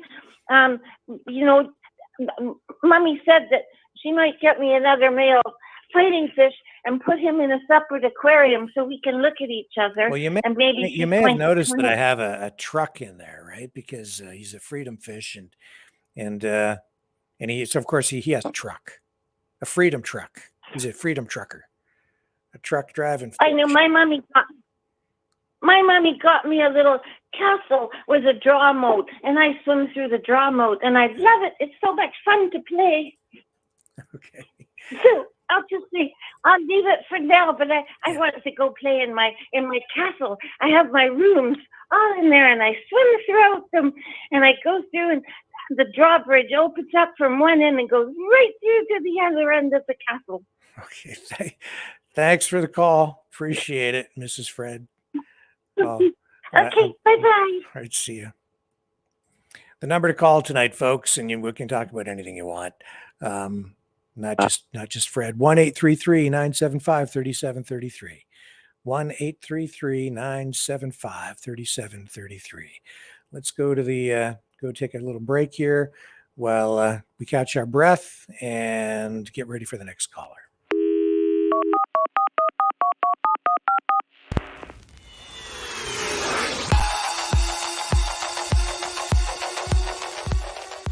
Join the conversation.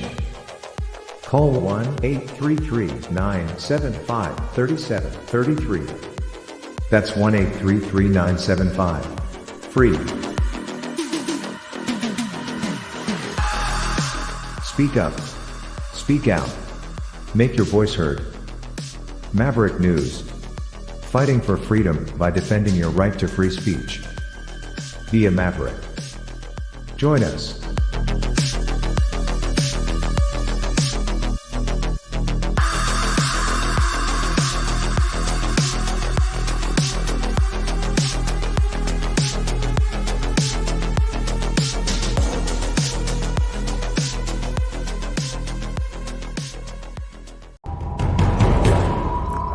We are Mavericks.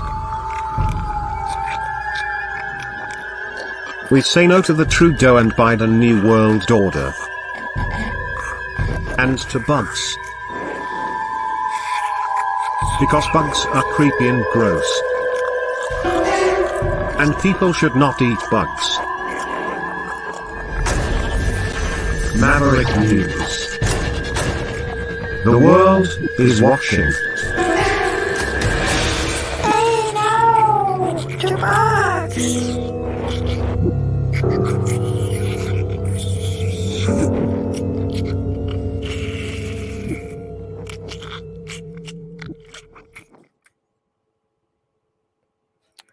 Let's move on and speak with Lynn. How are you tonight? Hello. Hi. How's it going? I want to talk about your Fred. Okay. Actually, you would have to remove him from your tank. Oh. Just a second. I have to mute my stupid thing. Okay. Okay, there we go. Done.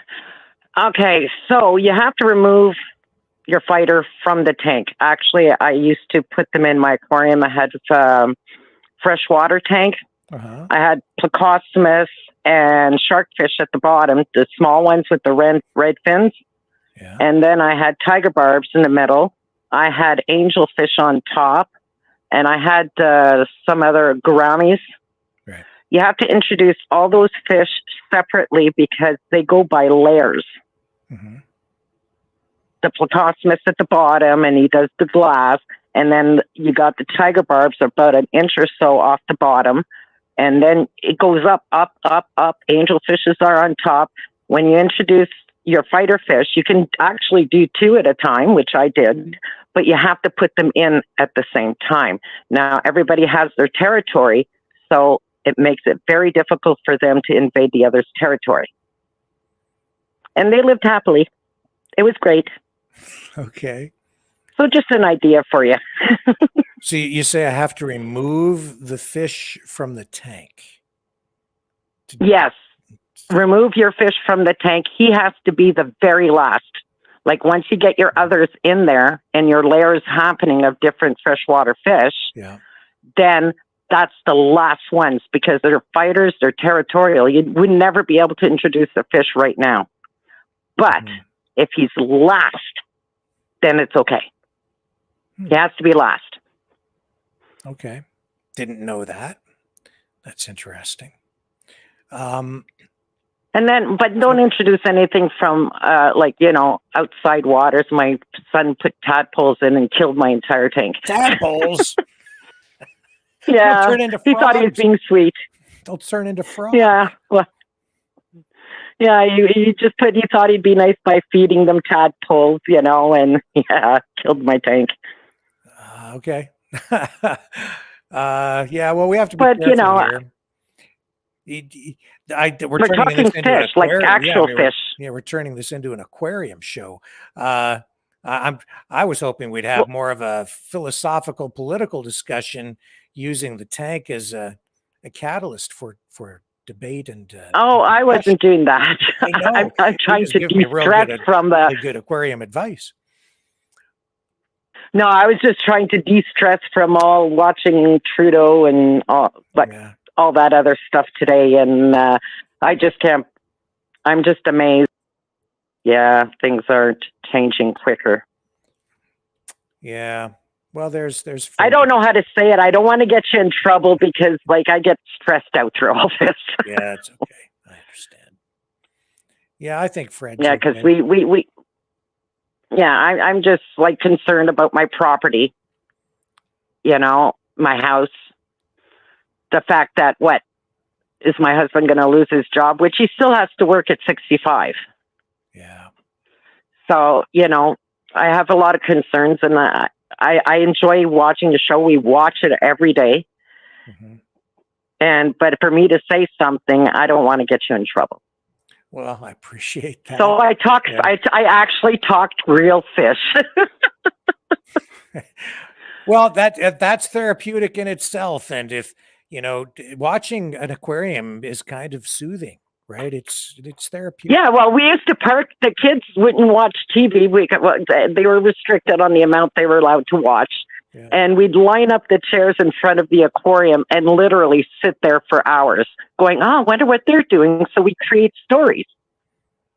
Well, people need to de-stress because there's a lot of, how can I put this?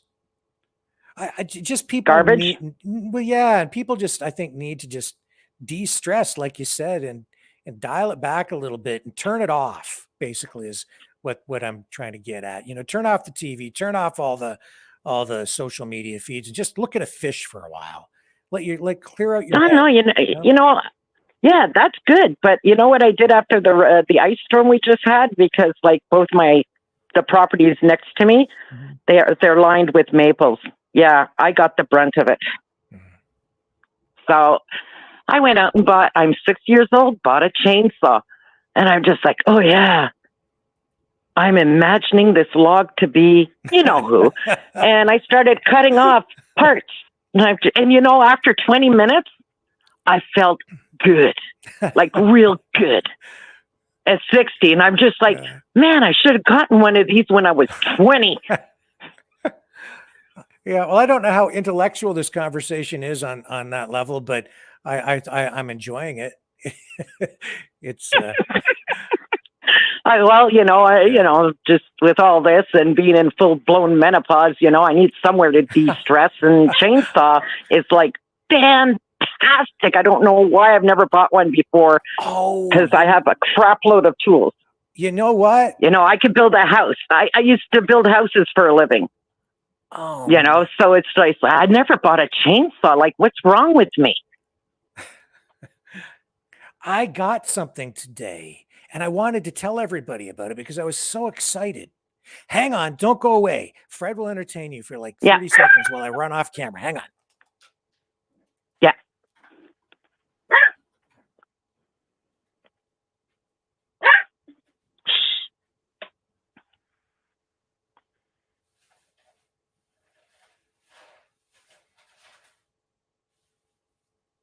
I actually talked fish with him. but they were using it as code, and I wasn't getting it. And I go, no. When I gotta put my when I hear fish, I just get so calm. All right. And on top of that, I'm a water person. So, like I'm a Pisces, and I feel calmness around water. Can you hear me now? Okay, I'm back. Yes, I can. All right. So I got this. You see this?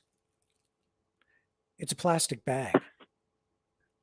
I'm so excited. Well, I can't see the bag. Yeah, well, it's, here I am on camera and I'm holding it up, right? Because you're on the phone, but I'm holding it up. Oh, there it is. It's a plastic bag, okay? Yeah. I obviously I don't get out much, so I'm not a fun date. But I was out buying stuff for Fred today. He needed a heater, so I got him a heater. I went to the pet store and I went to the dollar store and I got a plastic bag. Do you know why that's a big deal? They were supposed to ban because they yes, I still get plastic bags. The corner store in my village where we live here, it's all plastic bags. So I'm not clear and on not this. the cheap ones either. Where weren't they supposed to ban them completely? Yes. But they're still there. I got one. I got two today, actually. I got one at the pet store and I got one at the dollar store. They said, "Do you want a bag?" And I went, wow. All right. Yeah, you made my day. And even I went to the gas station. Yeah, I went to the gas station in Monkland and got a plastic bag. Yes. So I'm like, right on. It's just the odd. Screw the government. The odd little Give me store. my plastic bag. And I suck at shopping now. Okay. I suck at it because every time I go to the grocery store, I never take a bag and they don't have any bags. And I'm like, what am I gonna do? Yeah, you got to put it all back in your basket and just dump it in your car. I know that. But I have, I keep those, I don't know if you have them out there, the plastic buckets you get at the grocery store with the hand straps. Yeah. Like, I love those things because I put tools in there too. So like they're multi-use for me. Right. And if I have to move things from, being a woman, I rather carry it all at once, just like, I'm at my workshops in the basement. I grab whatever I need, stick it in a bucket, put it back in the van when I'm done. And I'm off to the grocery store, grab the buckets, and there I go. Well, so I avoid the whole mess. I've been doing that for years. So I'm not sure what to make of that. Like, is this a situation where the government passed this? I think it's a law. You're not supposed to have these things. They've banned them. So you're not supposed to be able to buy them. Single-use plastic products. That's these things. And yet today I go into a store and people are still using them. And I'm like, well, right on, people, use them if you want them. If you don't want to use them, you just say no. That's choice.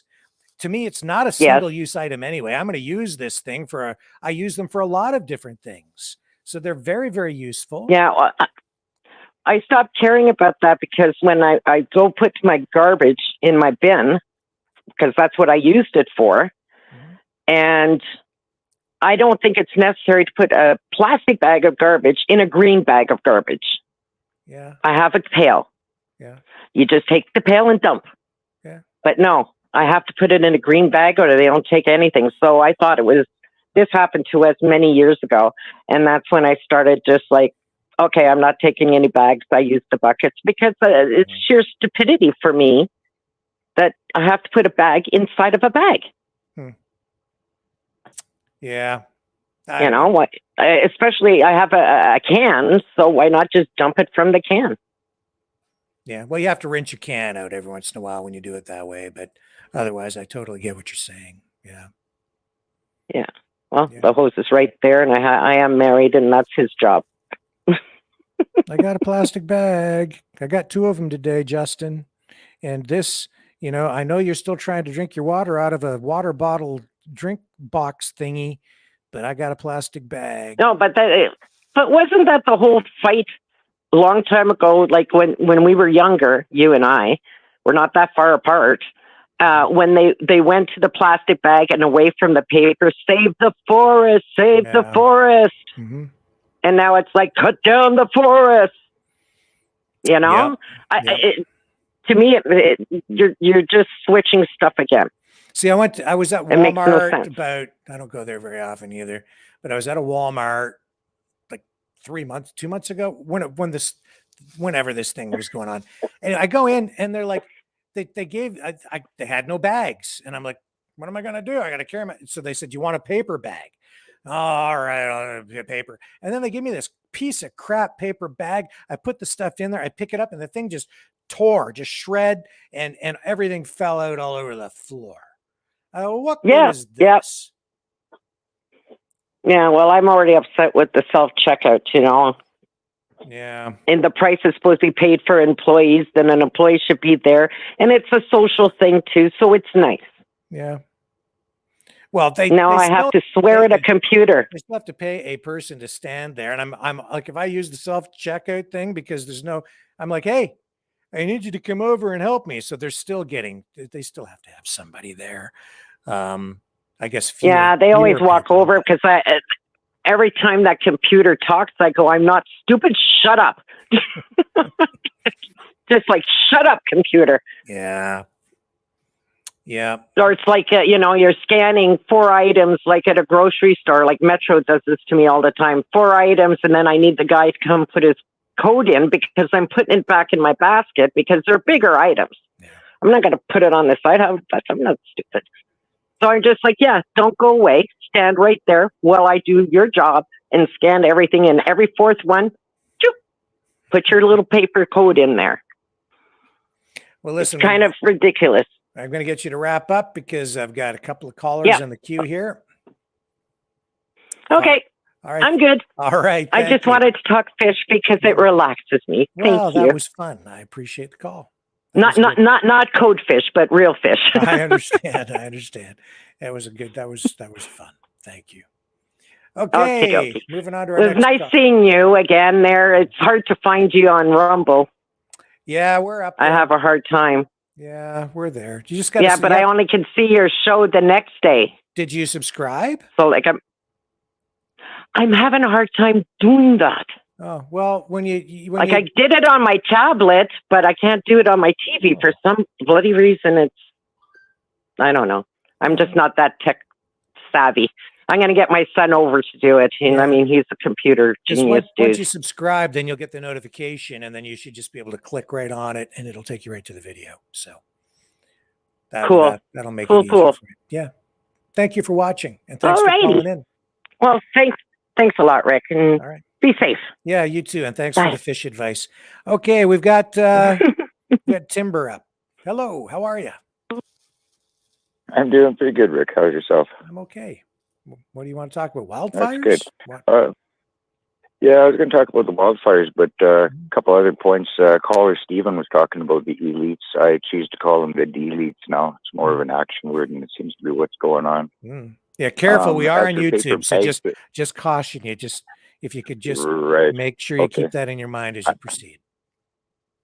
Okay, I'm done with that subject. Okay.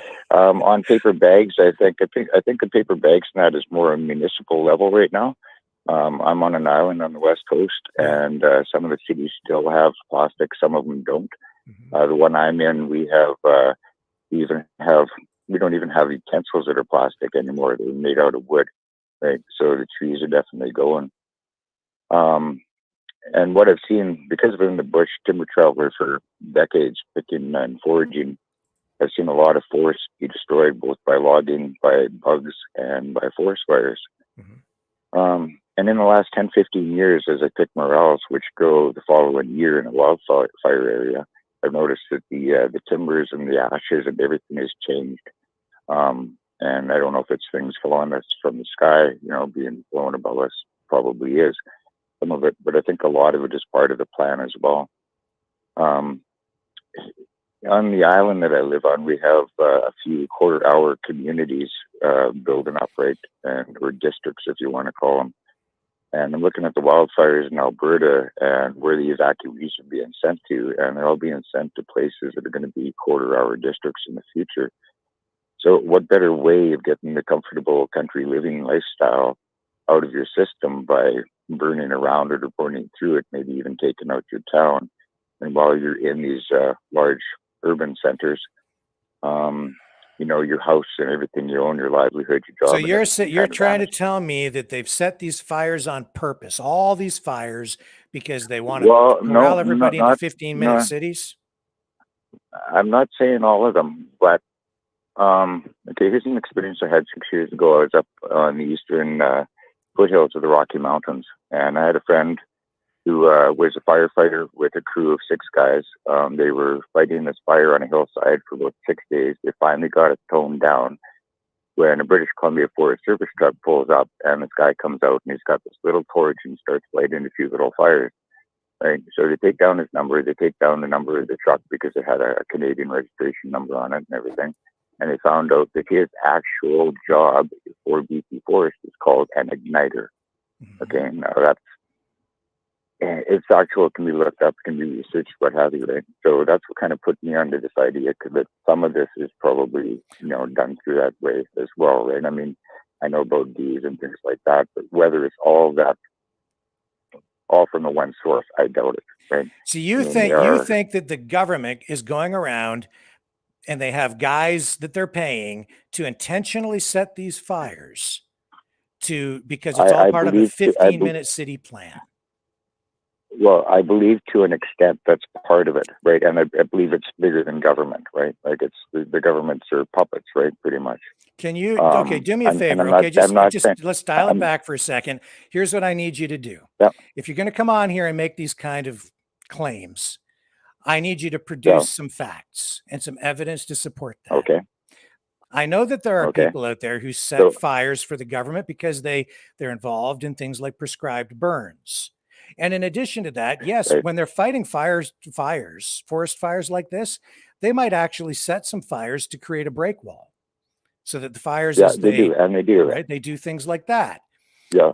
But all I've heard over the last couple of days is a lot of crazy conspiracy whack job things from people who make all these crazy claims, including what you're saying, honestly, and I'm going to be quite blunt with you, without any proof whatsoever, which really screws with people's minds at a time when some people are struggling with mental health issues. And they're so paranoid that they turn everything into a bloody conspiracy, every bloody thing. Right. And so we have people who call up here now, they're afraid of lampposts, and they're now convinced that all these fires are being set intentionally by the government because they have nefarious I'm not saying that. I'm saying some. And it is a hypothesis. I agree, right? And I'm not being paranoid. I'm not trying to be a so if this is a hypothesis, I need you to come in here and present some actual evidence and facts, because all you're doing here is scaring the shit out of people, frankly.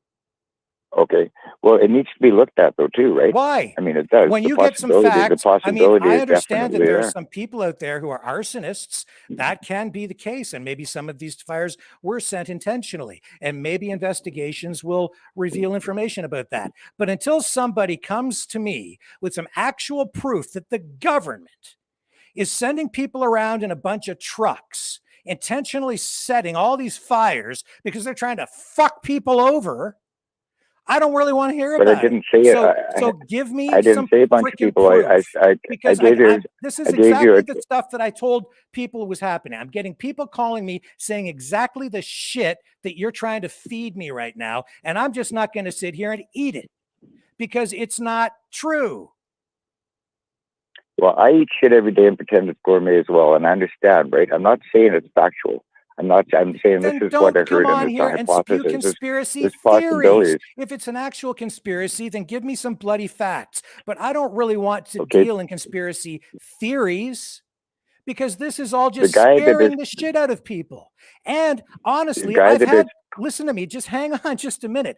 This is so bad. It's so bad that I have people calling up, frankly, who want to do crazy ass things because of the narrative that you're spinning on this show right now. And it would be incredibly irresponsible of me to let you continue without challenging you on this, because I know what you're saying is just a theory that is just scaring the shit out of people, and you don't have a single freaking fact to support anything that you're saying right now. where with But I regard to do the have some government and facts. setting these fires intentionally because they want to corral people or force everybody into 15-minute cities. You're trying to you're conflating one thing with another, and you don't have anything to back it up at all. You get me some goddamn proof. Okay, so you don't believe that weather manipulation, all of that is connected whatsoever, that it's all individual, separate things that are going down right now? Is that correct? Get me some proof. Until then, you know, Okay. I'll tell you what, you go get me some proof and you bring it back. And I mean real proof, not some freaking flip job video that you find on YouTube. Go get me some hard evidence, okay? And so for now, we're going to move on to the next caller, but thanks for calling. Okay. I'm not interested in bullshit. I'm not interested in people calling up here, again, hijacking the show with all this QAnon bullshit. Bloody gut. Hello. I saw some people. Hello. Hello, how are you tonight? But hang on a second, folks. Again, I saw some people in some white trucks, and I was driving by at 100. I watched the freaking video of that guy. I know who he's. I was driving by, and it was at 100K, and I saw him lighting fires. I don't have any proof, but this is what it is. The government is oh, for crying out loud. Does this go along with Fuck You Friday? Is this Go to Hell Sunday? It's gonna have to be fuck you every fucking day if it turns into this shit, because I'm just this is hurting people. Okay? Well, this is really hurting people because it's so freaking bad that I have people calling me on my personal line. Rick, did you know that the government is in and they're doing this and they're setting all those fires? The government did it on purpose. Do you really believe that? Yeah, I believe that people should be more scientifically educated, Rick. You know, it goes back to what I was saying to you not too long ago about the population. So use the population, people. You know, you got more wood products being produced on mass scale on big open ranges of property. We have them down south here. And some of these woods and some of these areas where these plant growths are put, these are tree systems that are somewhat, in a lot of cases, more vulnerable to a fire, which means that there's really no breaks in between them. There's thousands and thousands of tree farm acres of spruce and soft woods in Canada, and birch. You know, you watch these fishing shows, and the guy's going to make a fire, and he goes, and what's he do? He goes and finds a birch tree, and he takes the dry bark off, and he makes a fire with a spark. You know, people don't really understand wood's flammable. You know. But I really just wanted to talk about Fred for a second, if you don't mind. Sure. Fred, your fish. Yeah. I'm just going to I'm holding you to your words here, Rick. You say Fred's a protesting, truck driving fish, right? Well, I think he's a pro trucking, pro freedom trucker fish. He likes truckers and he likes freedom. So I thought we better put a truck in there for him. So now he has a truck. I bought him a truck. I was just saying, you know, I didn't see anything on there about Trudeau, you know. Not yet. Not yet. I was giving some thought. And don't put a horsefish in there because it's liable to run Fred down. That's all I'm saying. That's true. You got to be careful with those things, right? Yeah. But, you know, people get nervous. I hear some earlier conversations about this fiat currency things, you know. Yeah. You know, the money is where you put it. If you keep your money in your pocket, great. If you want to run down and grab your cash out of the bank because you think the bank's crashing, great. But ultimately, if the value of that money falls, I've got a really good friend of mine. She was a dentist that was from Venezuela. Mm-hmm. and she was making way above a six-figure-a-year income in Venezuela. But it's like I heard somebody say this. Guy goes to the sandwich shop to buy a sandwich with a whole wheelbarrow full of money. The wheelbarrow is so full of money that he can't get it through the door. Mm-hmm. So he goes inside, gets his sandwich, comes out.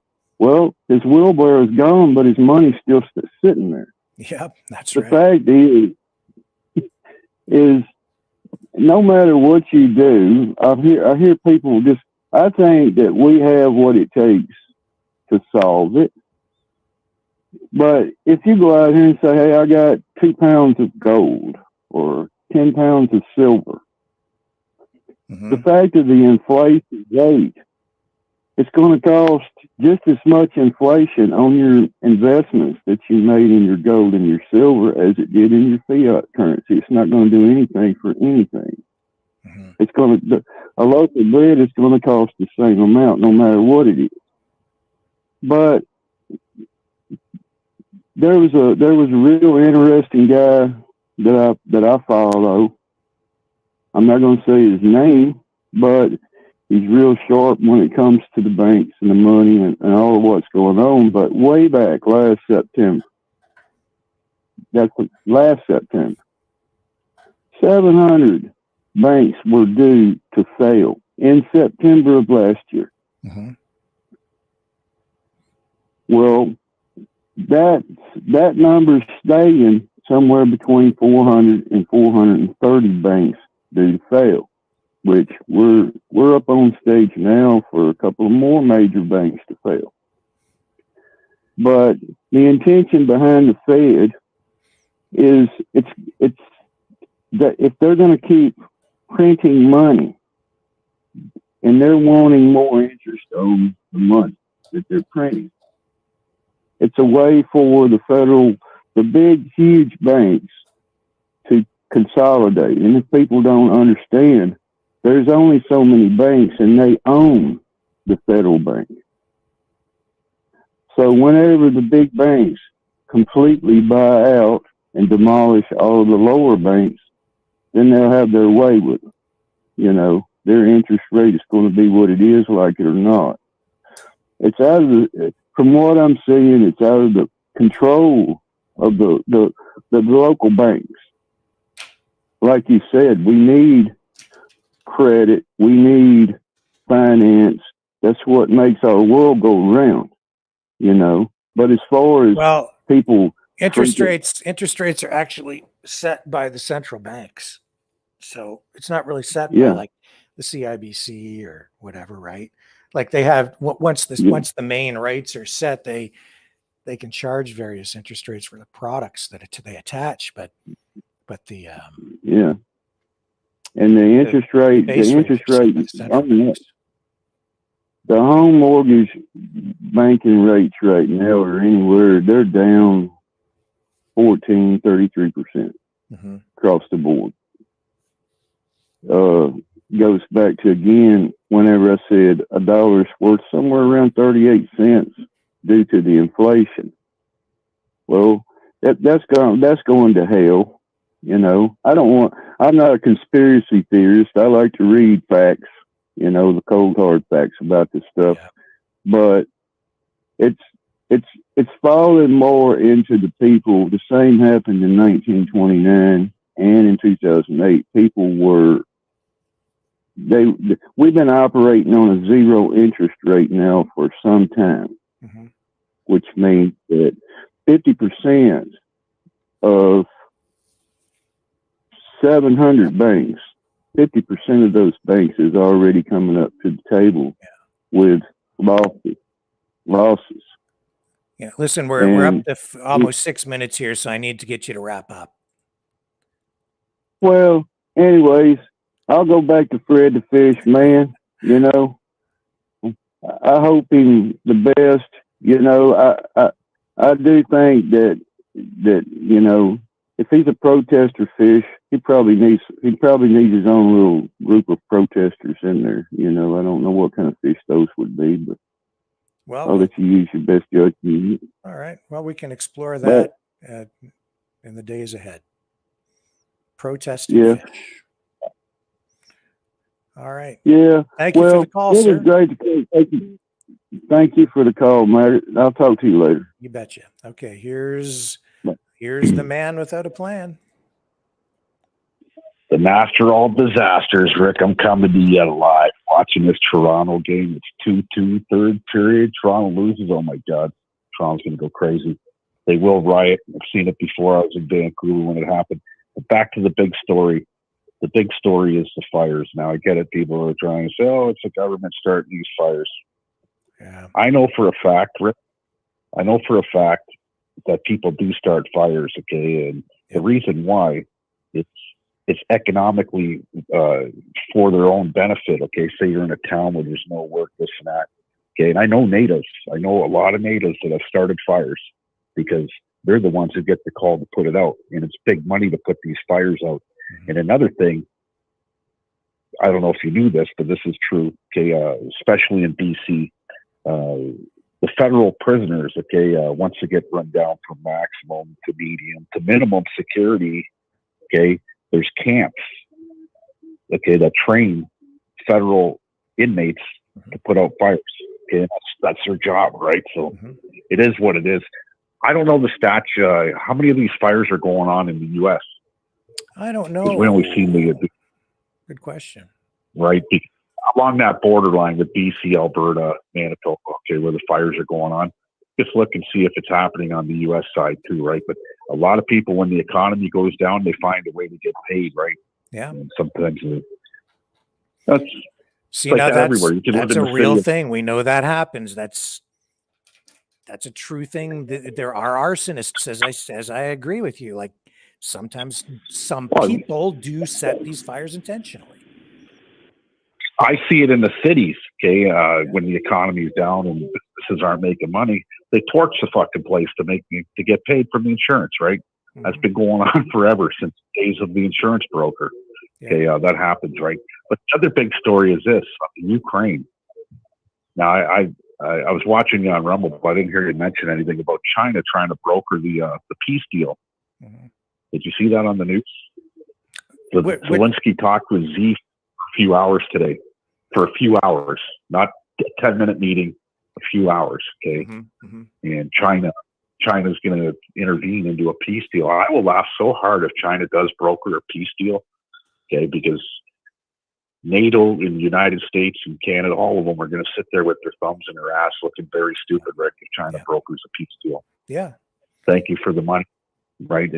Something has to break, and it's not going to be the nuclear power plant. China's going to intervene because they're the big boys sitting at the table, and that's what it looks like right now. Okay, we know who the little kids are. So that is a big story. I think you better look into that one for tomorrow. Chicken Lady says, Rick is rude. I had to step out for a minute, but I went back to listen to that fire caller. Wow, Rick, let the caller talk. Well, I did let the caller talk, but you know what I'm not going to do, Chicken Lady, is I'm not just going to let people come on here and spew and spew and spew and scare the living daylights out of people. And I know that a lot of you are addicted to the fear porn and you want to hear all this stuff, but until somebody shows me that it's actually true, I'm going to challenge him on it. I'm going to challenge anybody that calls up here and spews this kind of stuff because I don't see any evidence that the government is intentionally setting all these fires because they want to corral us into 15-minute cities. So show me some proof. No, it's not true. No, show me the benefit that would benefit any government starting fires. I don't see any benefit in it. Okay, no, not for anybody.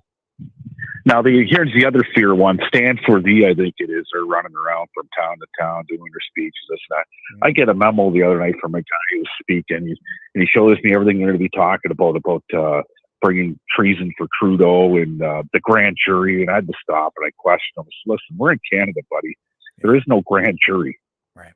Okay, so he didn't know. He thought there was a grand jury. I went, fuck, I don't know who's feeding you guys full of bullshit here. Yeah, we have preliminary hearings, but we don't have grand juries. Okay, and, they're running on fear. And I'm just sick and tired of it too, man. Really, I am. I barbecue steaks for my whole family. There's 11 of us here today. And, just peaceful. No political talk. Yeah. none of it, right? None of the, well, we can't say it, you're on YouTube, right? But the other talk that gets you into trouble all the time, none of that talk, right? Now, Chicken Lady's No saying here, mask. she says, I think it is pretty premature to say how these started. I'll agree with that. We don't know. And that's a fair statement. I don't know how these fires started. I'll agree with that. Chicken Lady, go and investigate it. I guarantee you somebody in that town, because there's big money. Okay, when these firefighters are making $40 an hour, $50 an hour, because it's a risk paid job. Okay, and it's high risk. Okay, people are starting these fires. I believe some are started by lightning, but not all of them. Right? When it comes down to that, people are getting paid. Right? The whole town goes to work. Well, in fact, this is why I brought up 2 nights ago statistics going all the way back to, I think, 2008. And they show in there, these were from British Columbia wildfires, the percentage and how they're started. And 50 to 60% are started by people. That's not to say that's the government doing it, but it's arson or it's accidental. It's like started by humans. And Danielle Smith in the clip that I played earlier acknowledged that as well. 50 to 60% started by people. Right. You got the guy who smokes cigarettes and throws a cigarette butt out the window. Well, you don't give a fuck because he's doing 100 kilometers an hour. You don't see it again. He won't be back through that town for 6 months, right? That starts fires, right? But I do believe, I know for a fact, right? I just know for a fact because I sat in prison cells with people that, telling me, hey, when there's no work, they start a fire, right? And it creates work for the whole town. Yeah. And it's pretty sad when it comes down to that, right? You look at the big picture at the end of the day, right? And just investigate it. Don't sit there and point fingers. It's the government. I don't like the government. I could care less. Everybody knows discontent for the Liberal Party and the Conservative Party. All of them, right? They're all the same to me at the end of the day, right?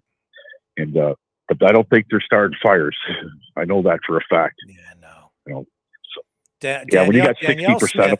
Danielle Smith did not get on the phone and say, okay, it's time for the trucks to roll. Get the igniters out there and let's blaze. Like, I don't think so.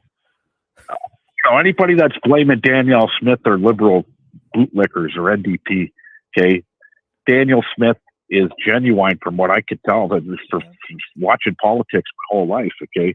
She's genuine on what she says and what she's doing, right? And if I was in Alberta, she'd have my vote. I love her, man. And even Trudeau, like why would Trudeau, like it just this is crazy talk. It's just crazy stuff. That's all there is to it. It is 100%, right?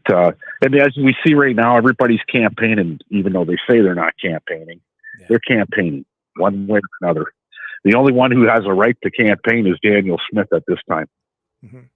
Yeah, she's actually in an election. Right, exactly right. She's the only one who should be out there campaigning and doing what she does, right, as a politician. The rest of them, it's all, oh no, it's for the convention party and this and that bullshit. When I hear the speeches coming out of their mouth, okay, that's campaigning any way you like it. So, just beware. Vote. That's all we can do as Canadians. And I hear these people saying, oh, we're going to hang Trudeau for treason and this and that. It's like, are you joking me? You can't be saying that shit, for starters, okay? Not only you'll see. C11, okay, the freedom of speech and all that crap, right? You just can't say it. Even if C11 wasn't on the table, you still can't say that. Yeah. And then people are going to cry when they're sitting in jail going, see, all I did is I said it, my freedom of speech. No, it's your context and the freedom of speech that it's uttering a death threat. It's criminal. Plain and simple. Yeah. And, people, they say these things. Imagine what that would really be like. Just think about that for a minute. They want to hang people in the public square. Okay. Who's going to do that? 1990 Romania all over again, where they did up Ceausescu, I think it was, and his wife, his whole family. They hung him in the square, right? It's not going to happen. Yeah. Give your head a shake. Yeah, and who the hell wants that? We want that. Who wants that? Who's gonna pull the handle? Right? Not this guy. Not me either. Not this. people. But there are a lot of whack jobs that will pull that handle, Rick. You know that, and I know that, and everybody in this group knows that. Okay, you hear it, you see it all the time. There's a lot of hatred going on. I haven't seen hatred like this in my beloved country in my whole life.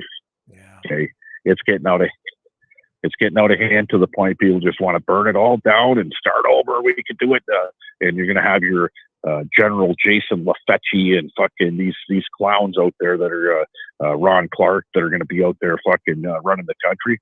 I'll tell you what, you're going to be the first ones going to a fucking jail. Or worse, because governments do make people disappear. Right? You become a threat, and you're too big of a threat. You're eliminated. Well, Leo, this is why I got so jacked when Timber called with this talk of the government setting these fires, because I watched the video that really started the cascade of all of this talk, and I know who started it. Right. And in that video, the guy who started this, he was like, oh yeah, it's like, this isn't natural, and the government's doing all this, and we're gonna have to take a stand, we're gonna have to fight. And I'm like, oh, I see, here we go, because that's exactly what it's about, man. It's about just getting people angry and getting them jacked up. Right. Trying to get yourself your little army out there, okay, to retaliate. Well, these guys that are the shit disturbers and the instigators hide behind a computer, okay. When the shit hits the fan, they run for cover, okay. And that's just the bottom line. And anybody out there that are threatening people in this group and shit, come and threaten me. I don't give a fuck. Come on, anytime. Bring your game to me. I'll show you how I play my game. My game's a lot different than anybody else's out there. And that's the bottom line. And I'm easy to find. I'm a lot easier to find than Rick Walker. I guarantee you on that one. And I make it that easy because there's a lot of bitches out there. And I do a lot of live videos, Rich, and I do it for a reason. Okay? Because there's a lot of big mouths out there. Oh, yeah, I'm going to feed it to you when I see Leo Lucia, this and that. Well, guess what? I go live. And you know where I'm at. I'm live. Come on down and fucking do what you say. You're going to feed me? Well, I'm hungry and I want to eat. We're going to see who's going to be eaten at the end of the day, right? So I don't get it. All I know is there's a lot of fucking wacko jobs out there today, more than there were 20 years ago, Rick. And that's no joke. So, and just look at the Snowden files. I watched that movie the other night. I watched it before too, but the one, who's in it? The Doug Snowden one on Netflix. That's out, right? And just look at, and he exposed the truth. This guy exposed the truth. Okay. And at the end of the day, he's living in Russia. His girlfriend came back to him, or now they're married or whatever, right? And he's living the dream in Russia. There was illegal things that were going on that the U.S. government was doing, like spying, okay, on everybody. They had more spying going on in America than they had going on in Russia, in China. They were spying on their own people. Right. Okay, and we all know he exposed it, right? This and that. And he was making the software to do this shit. Okay, if the man wants to really get a hold of you, he has you already, folks. You're sitting on a computer right now or on your cell phone, watching Maverick, talking shit about doing this and doing that and everything else. Believe me, even when your cell phone's off, they can still listen to conversations. You can pull the battery out of your phone, okay, and they're still listening. Believe it or not, folks, this is true. Okay, so that's why you see people when they go into certain meetings, they put their microwaves and they put their phones in microwaves. Okay, because they know these are the guys that built the software that'll tell you. Okay, these phones that we have right now, and you're paying 50, 60, 70, shit, I pay $100 a month for my cell phone bill, okay, with unlimited data. So I'm paying for something that is ultimately tracking me all the time. Yeah. I left my phone at work. I drove home in the 15 minutes. I'm like, shit, did I leave it? Did I drop it? The wife has a tracker. She goes on it. Okay, she knows exactly where I am at all times. I go to Thamesville. She says, I'm actually in Bothwell last week looking at Bob Probert's car, okay, in the garage. And it was 9 o'clock in the morning, and she calls me. She says, what are you doing? I said, I'm out at Greg's. She goes, I know exactly where you are. And we were laughing because she's got a tracker on my phone. That's my wife. What do you think the government has? That's right. Right? Beware, folks. Just play smart if you're going to play smart. You know, if you're going to accuse people, have the evidence up front. Okay, have it up front, because it is libelous and slanderous in the court of law. You could be sued. Yeah, plain and simple. So, with that being said, you have a good night, Rick. Go Toronto, folks. Thank you, Leo. Have a good night, my friend. Okay, who's on the line here next? No name. Go ahead. I think it's Maverick. Hello, how are you? I'm good. How are you? I'm just fine. Thanks for calling. Hey. Yeah, it's been a bit. Yeah. Sometimes I think the world's going crazy, man. Yeah. Paranoia and everything. Mm-hmm. I live up in northern BC, and every year it's talk about fires, wildfires. Mm-hmm. And I don't really see it being much different than any other year, at least in BC. Mm-hmm. And 9 out of 10 times it's caused by lightning, exhaust from vehicles, campfires left unattended. It's usually not arson. Yeah.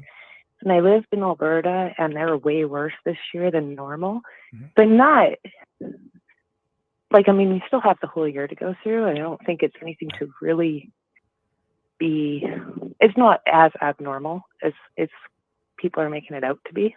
Right. It's really dry, and it's really windy there. Mm-hmm.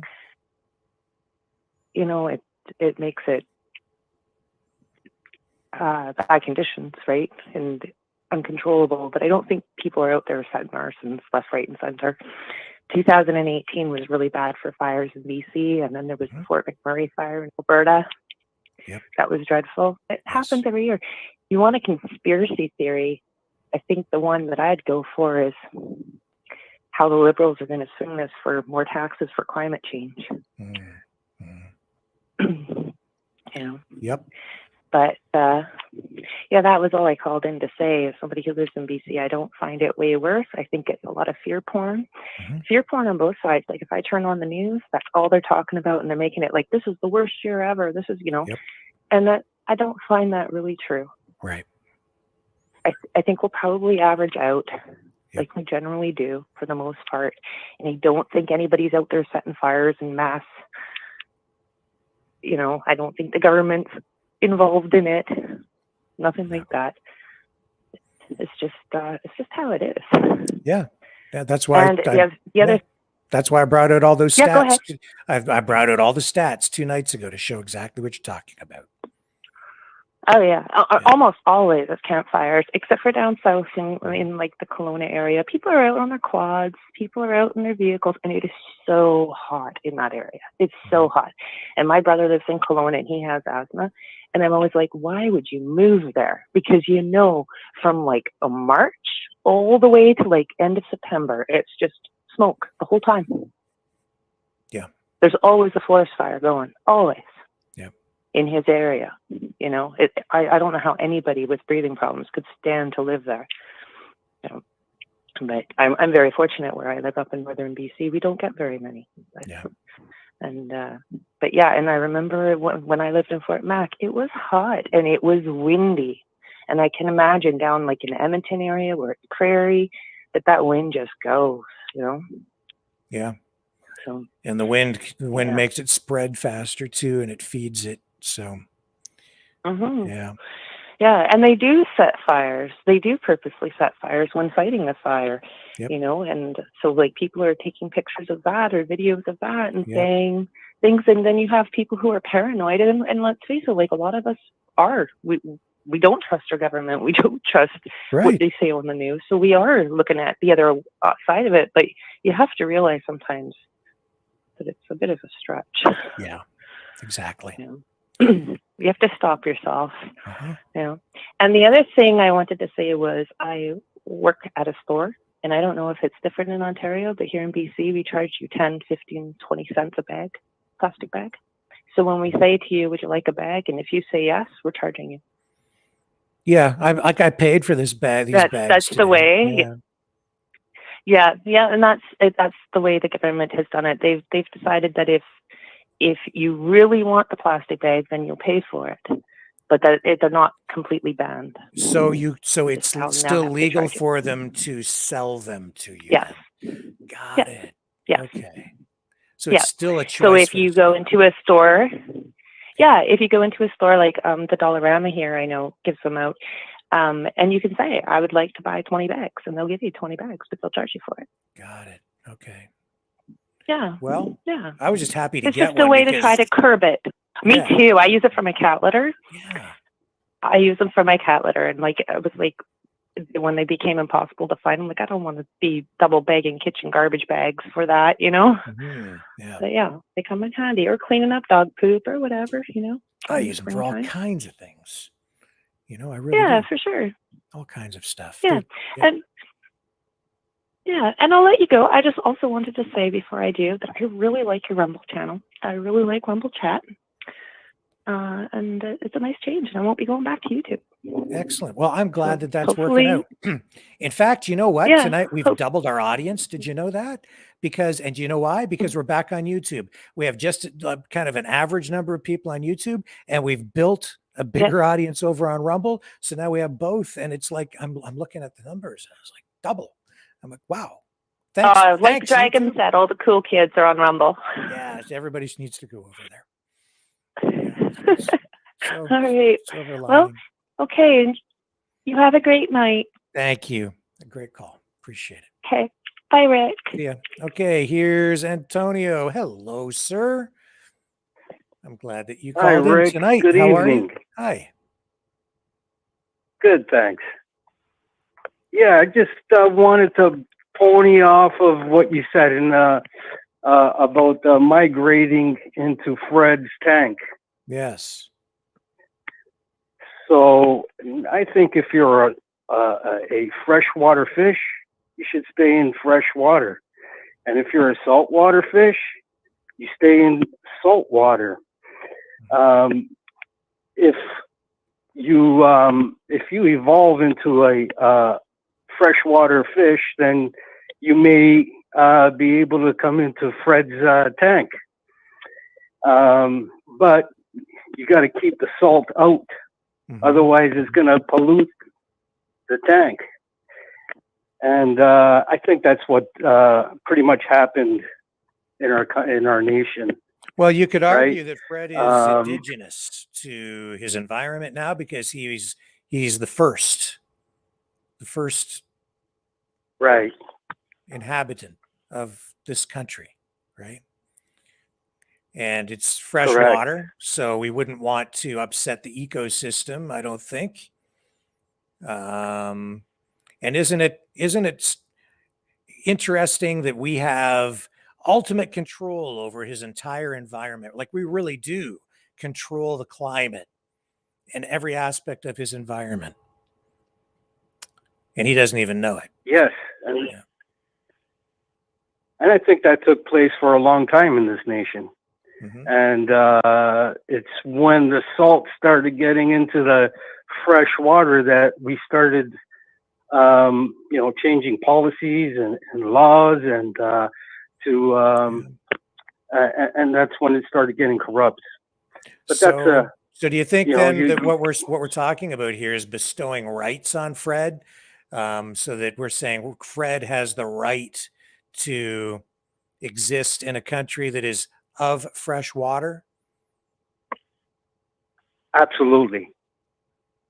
I think that if you're gonna, there are other fresh water, salt water or freshwater lakes that you can go to that may accept you, but I don't think you should contaminate Fred's indigenous tank.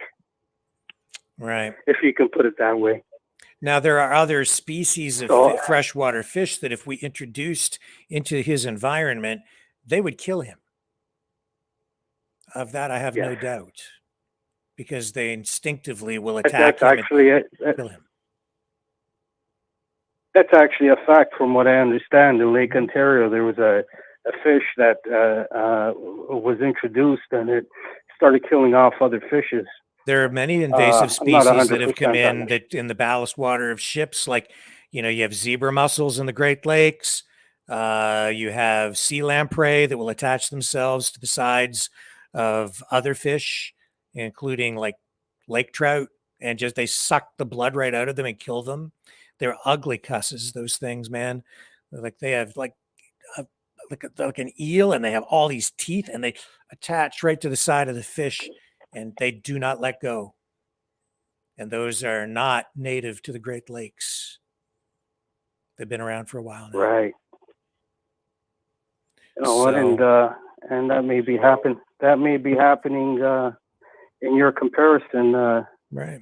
So if I were to allow, say, like I said, if there are a lot of you can look it up, but if we make a decision to put other kinds of fish in there and say, well, I like these, I use tiger barbs as an example, right? Oh, look at those nice tiger barbs. Let's rescue them from the fish orphanage and bring them back and put them in the tank with Fred. Well, now we've got a whole different scenario, right? Because now they've emigrated, and we've allowed the immigration to take place.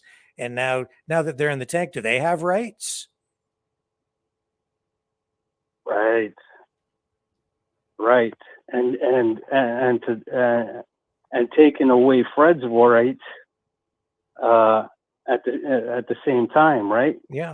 Right. Because if you can only have if Fred has thinks a certain way, and you bring in a different way of thinking, now you have to compromise what Fred once thought. Yeah. Or you could look at it the other way. If we introduced a species of fish into that community where Fred might kill those fish, what about their rights? Is it fair for us to even bring them in, allow them the immigration to take place? And does Fred have the right to kill those fish? Well, I think Fred would have his own constitution and his own rights. He would probably he should have those set out before he thinks about introducing any other invasive species. And so, if you take right? everything we've so, spoken and I about, think we had that, and it's been compromised. So if we look at this, so you can take this discussion and kind of overlay it onto our countries, right? And look at these issues. That's what I was trying to make the comparison. Yeah, exactly. Complicated. So also, yeah, it is. It is. I think it's. I like the simplicity of it, though. I think it's a good thing. Mm-hmm. And speaking of that, I'd like to. The other night, you had the program on. Is Justin Trudeau a dictator? Yeah. If I can comment on that. Sure. I just want to make a few comments. And for myself, I see it as simple as putting your car into drive. If Justin is not currently a dictator, he definitely is working towards being one. Mm-hmm. Mm-hmm. Yeah, the definition of a dictator, when I looked it up, it says is a ruler with total power over a country. Right. Typically, one who has obtained control by force. Mm-hmm. He may not have total control as of yet, but he is forcing certain laws and/or policies down our throats.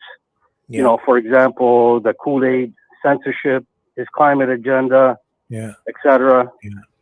And speaking of gearboxes, if I may make the analogy, the way I see it, Justin has got this nation in reverse, and that may be part of the Build Back Better agenda, and Jagmeet is in lockstep with him. But and I see it as Pierre Poilievre at this point. He appears to have went from neutral to first gear, and hopefully he can shift gears right up into overdrive. That all being said, I personally don't put my trust in people. that especially politicians, Mm-hmm. but in the man above. So yeah, I just thought I'd give that comparison as well. Yeah. Keeping it simple. Well, thank you, Antonio. It's been a great call. Rick, thank you. Thank you for all you do. Lord be with you, my friend. You as well. You take care. Okay, let's move on. I think we have Dawn on the line. Hello. Hey, how's it going? Excellent. How are you? Not too bad. Go ahead. So all I want to say is we got to figure out that we're all Americans, even Canadians, Mexicans. They signed that alliance. You remember? Yeah, I know what you're talking about. Yeah. So actually,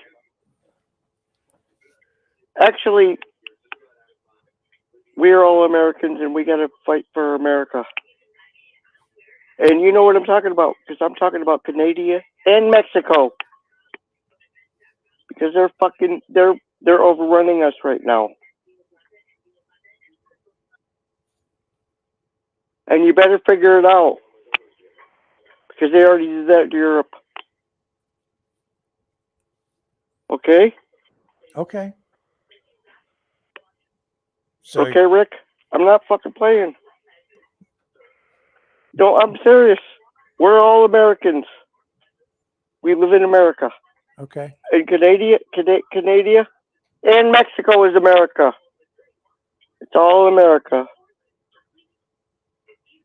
So if we're all Americans and it's all America, then why do you have an issue with people from Mexico coming north? I don't. Okay. I have an issue with people from other countries coming from, like all other countries. I see. It's not only Mexico. It's every other country. It's Africa. It's every other country. Come on. You got to see. You can't even tell anymore. You can't even tell. Rick. How you gonna even start to tell? You can't tell what? Where they're even coming from. They're so mixed up. It's like they're coming from all other countries. Mm-hmm. Do you understand yet? Honestly, I'm having a little trouble following where you're trying to go with this. In other words, they're all just coming through the border. Okay. Every country. Yeah. Nigerians, Africans, Guatemalans. Yeah. All of them. Yeah. You can't even tell anymore. Yeah. You understand? Yeah. I understand. And they're gonna. Not only am I up here, I'm up north, and where they're coming across is down south. But they're gonna keep coming up, and I've seen a record number in my area already. And they're gathering. They're gathering an attack. It's not bullshit. They are attacking, and it's getting closer to you in Canada, more north. Where is it you're calling from? Where do you live? I live in upstate New York. Okay. And I don't see many up here, but it's getting thicker. But I used to live in San Antonio, Texas. Mm-hmm. Okay. And I know a good Mexican from a bad Mexican. Okay? These are bad. They're like MS-13. They're bad. Bad, bad, bad, bad. They will fucking slit your throat. I'm serious. They don't care. Well, there are some bad people out there. That's true. Yeah, well, yep, they are really bad, and they're coming for us. Yeah. Okay, well, I appreciate the call. Thank you very much. You have a great night. And that gets us to just after 9 p.m. And I think that's my cue to wrap it up for the evening. It's been an interesting night. Thank you, everybody, for hanging in there and spending time with me and Fred. I lost the fish cam, so I can't have Fred come up on the screen to say farewell. I'm not sure what happened over there. That little fish cam's on the other side of the room, and something went haywire with it just a few minutes ago. So Fred's feed has been cut. But trust me, he's still alive and well, and he seems much happier in his bigger tank instead of in that little cup that they put him in at the fish orphanage. We'll be back tomorrow night, everyone. If you are inclined to support the channel, you can donate at freedomreporters.com or at maverickdonations.com. And if you haven't subscribed on Rumble, please consider doing that. And you can still subscribe on YouTube if you'd like to. Hit the notification bell there. We're back on YouTube. I'm going to establish some Fred Fish Freedom Fighting Fish Cam feeds for YouTube exclusively, where Fred says absolutely nothing. We're just going to run Fish Cam for a while on YouTube. And when that happens, that'll give you guys a chance to participate in the chat over there too, I guess, if you want to hang out and look at the aquarium. I'm not sure when I'm going to set that up within the next day or two. And yeah, thank you, everybody, just for coming back, hanging out, having the discussions. And as I say, I'll be back tomorrow night, 6 p.m. Eastern Standard Time. Catch you on the flip side.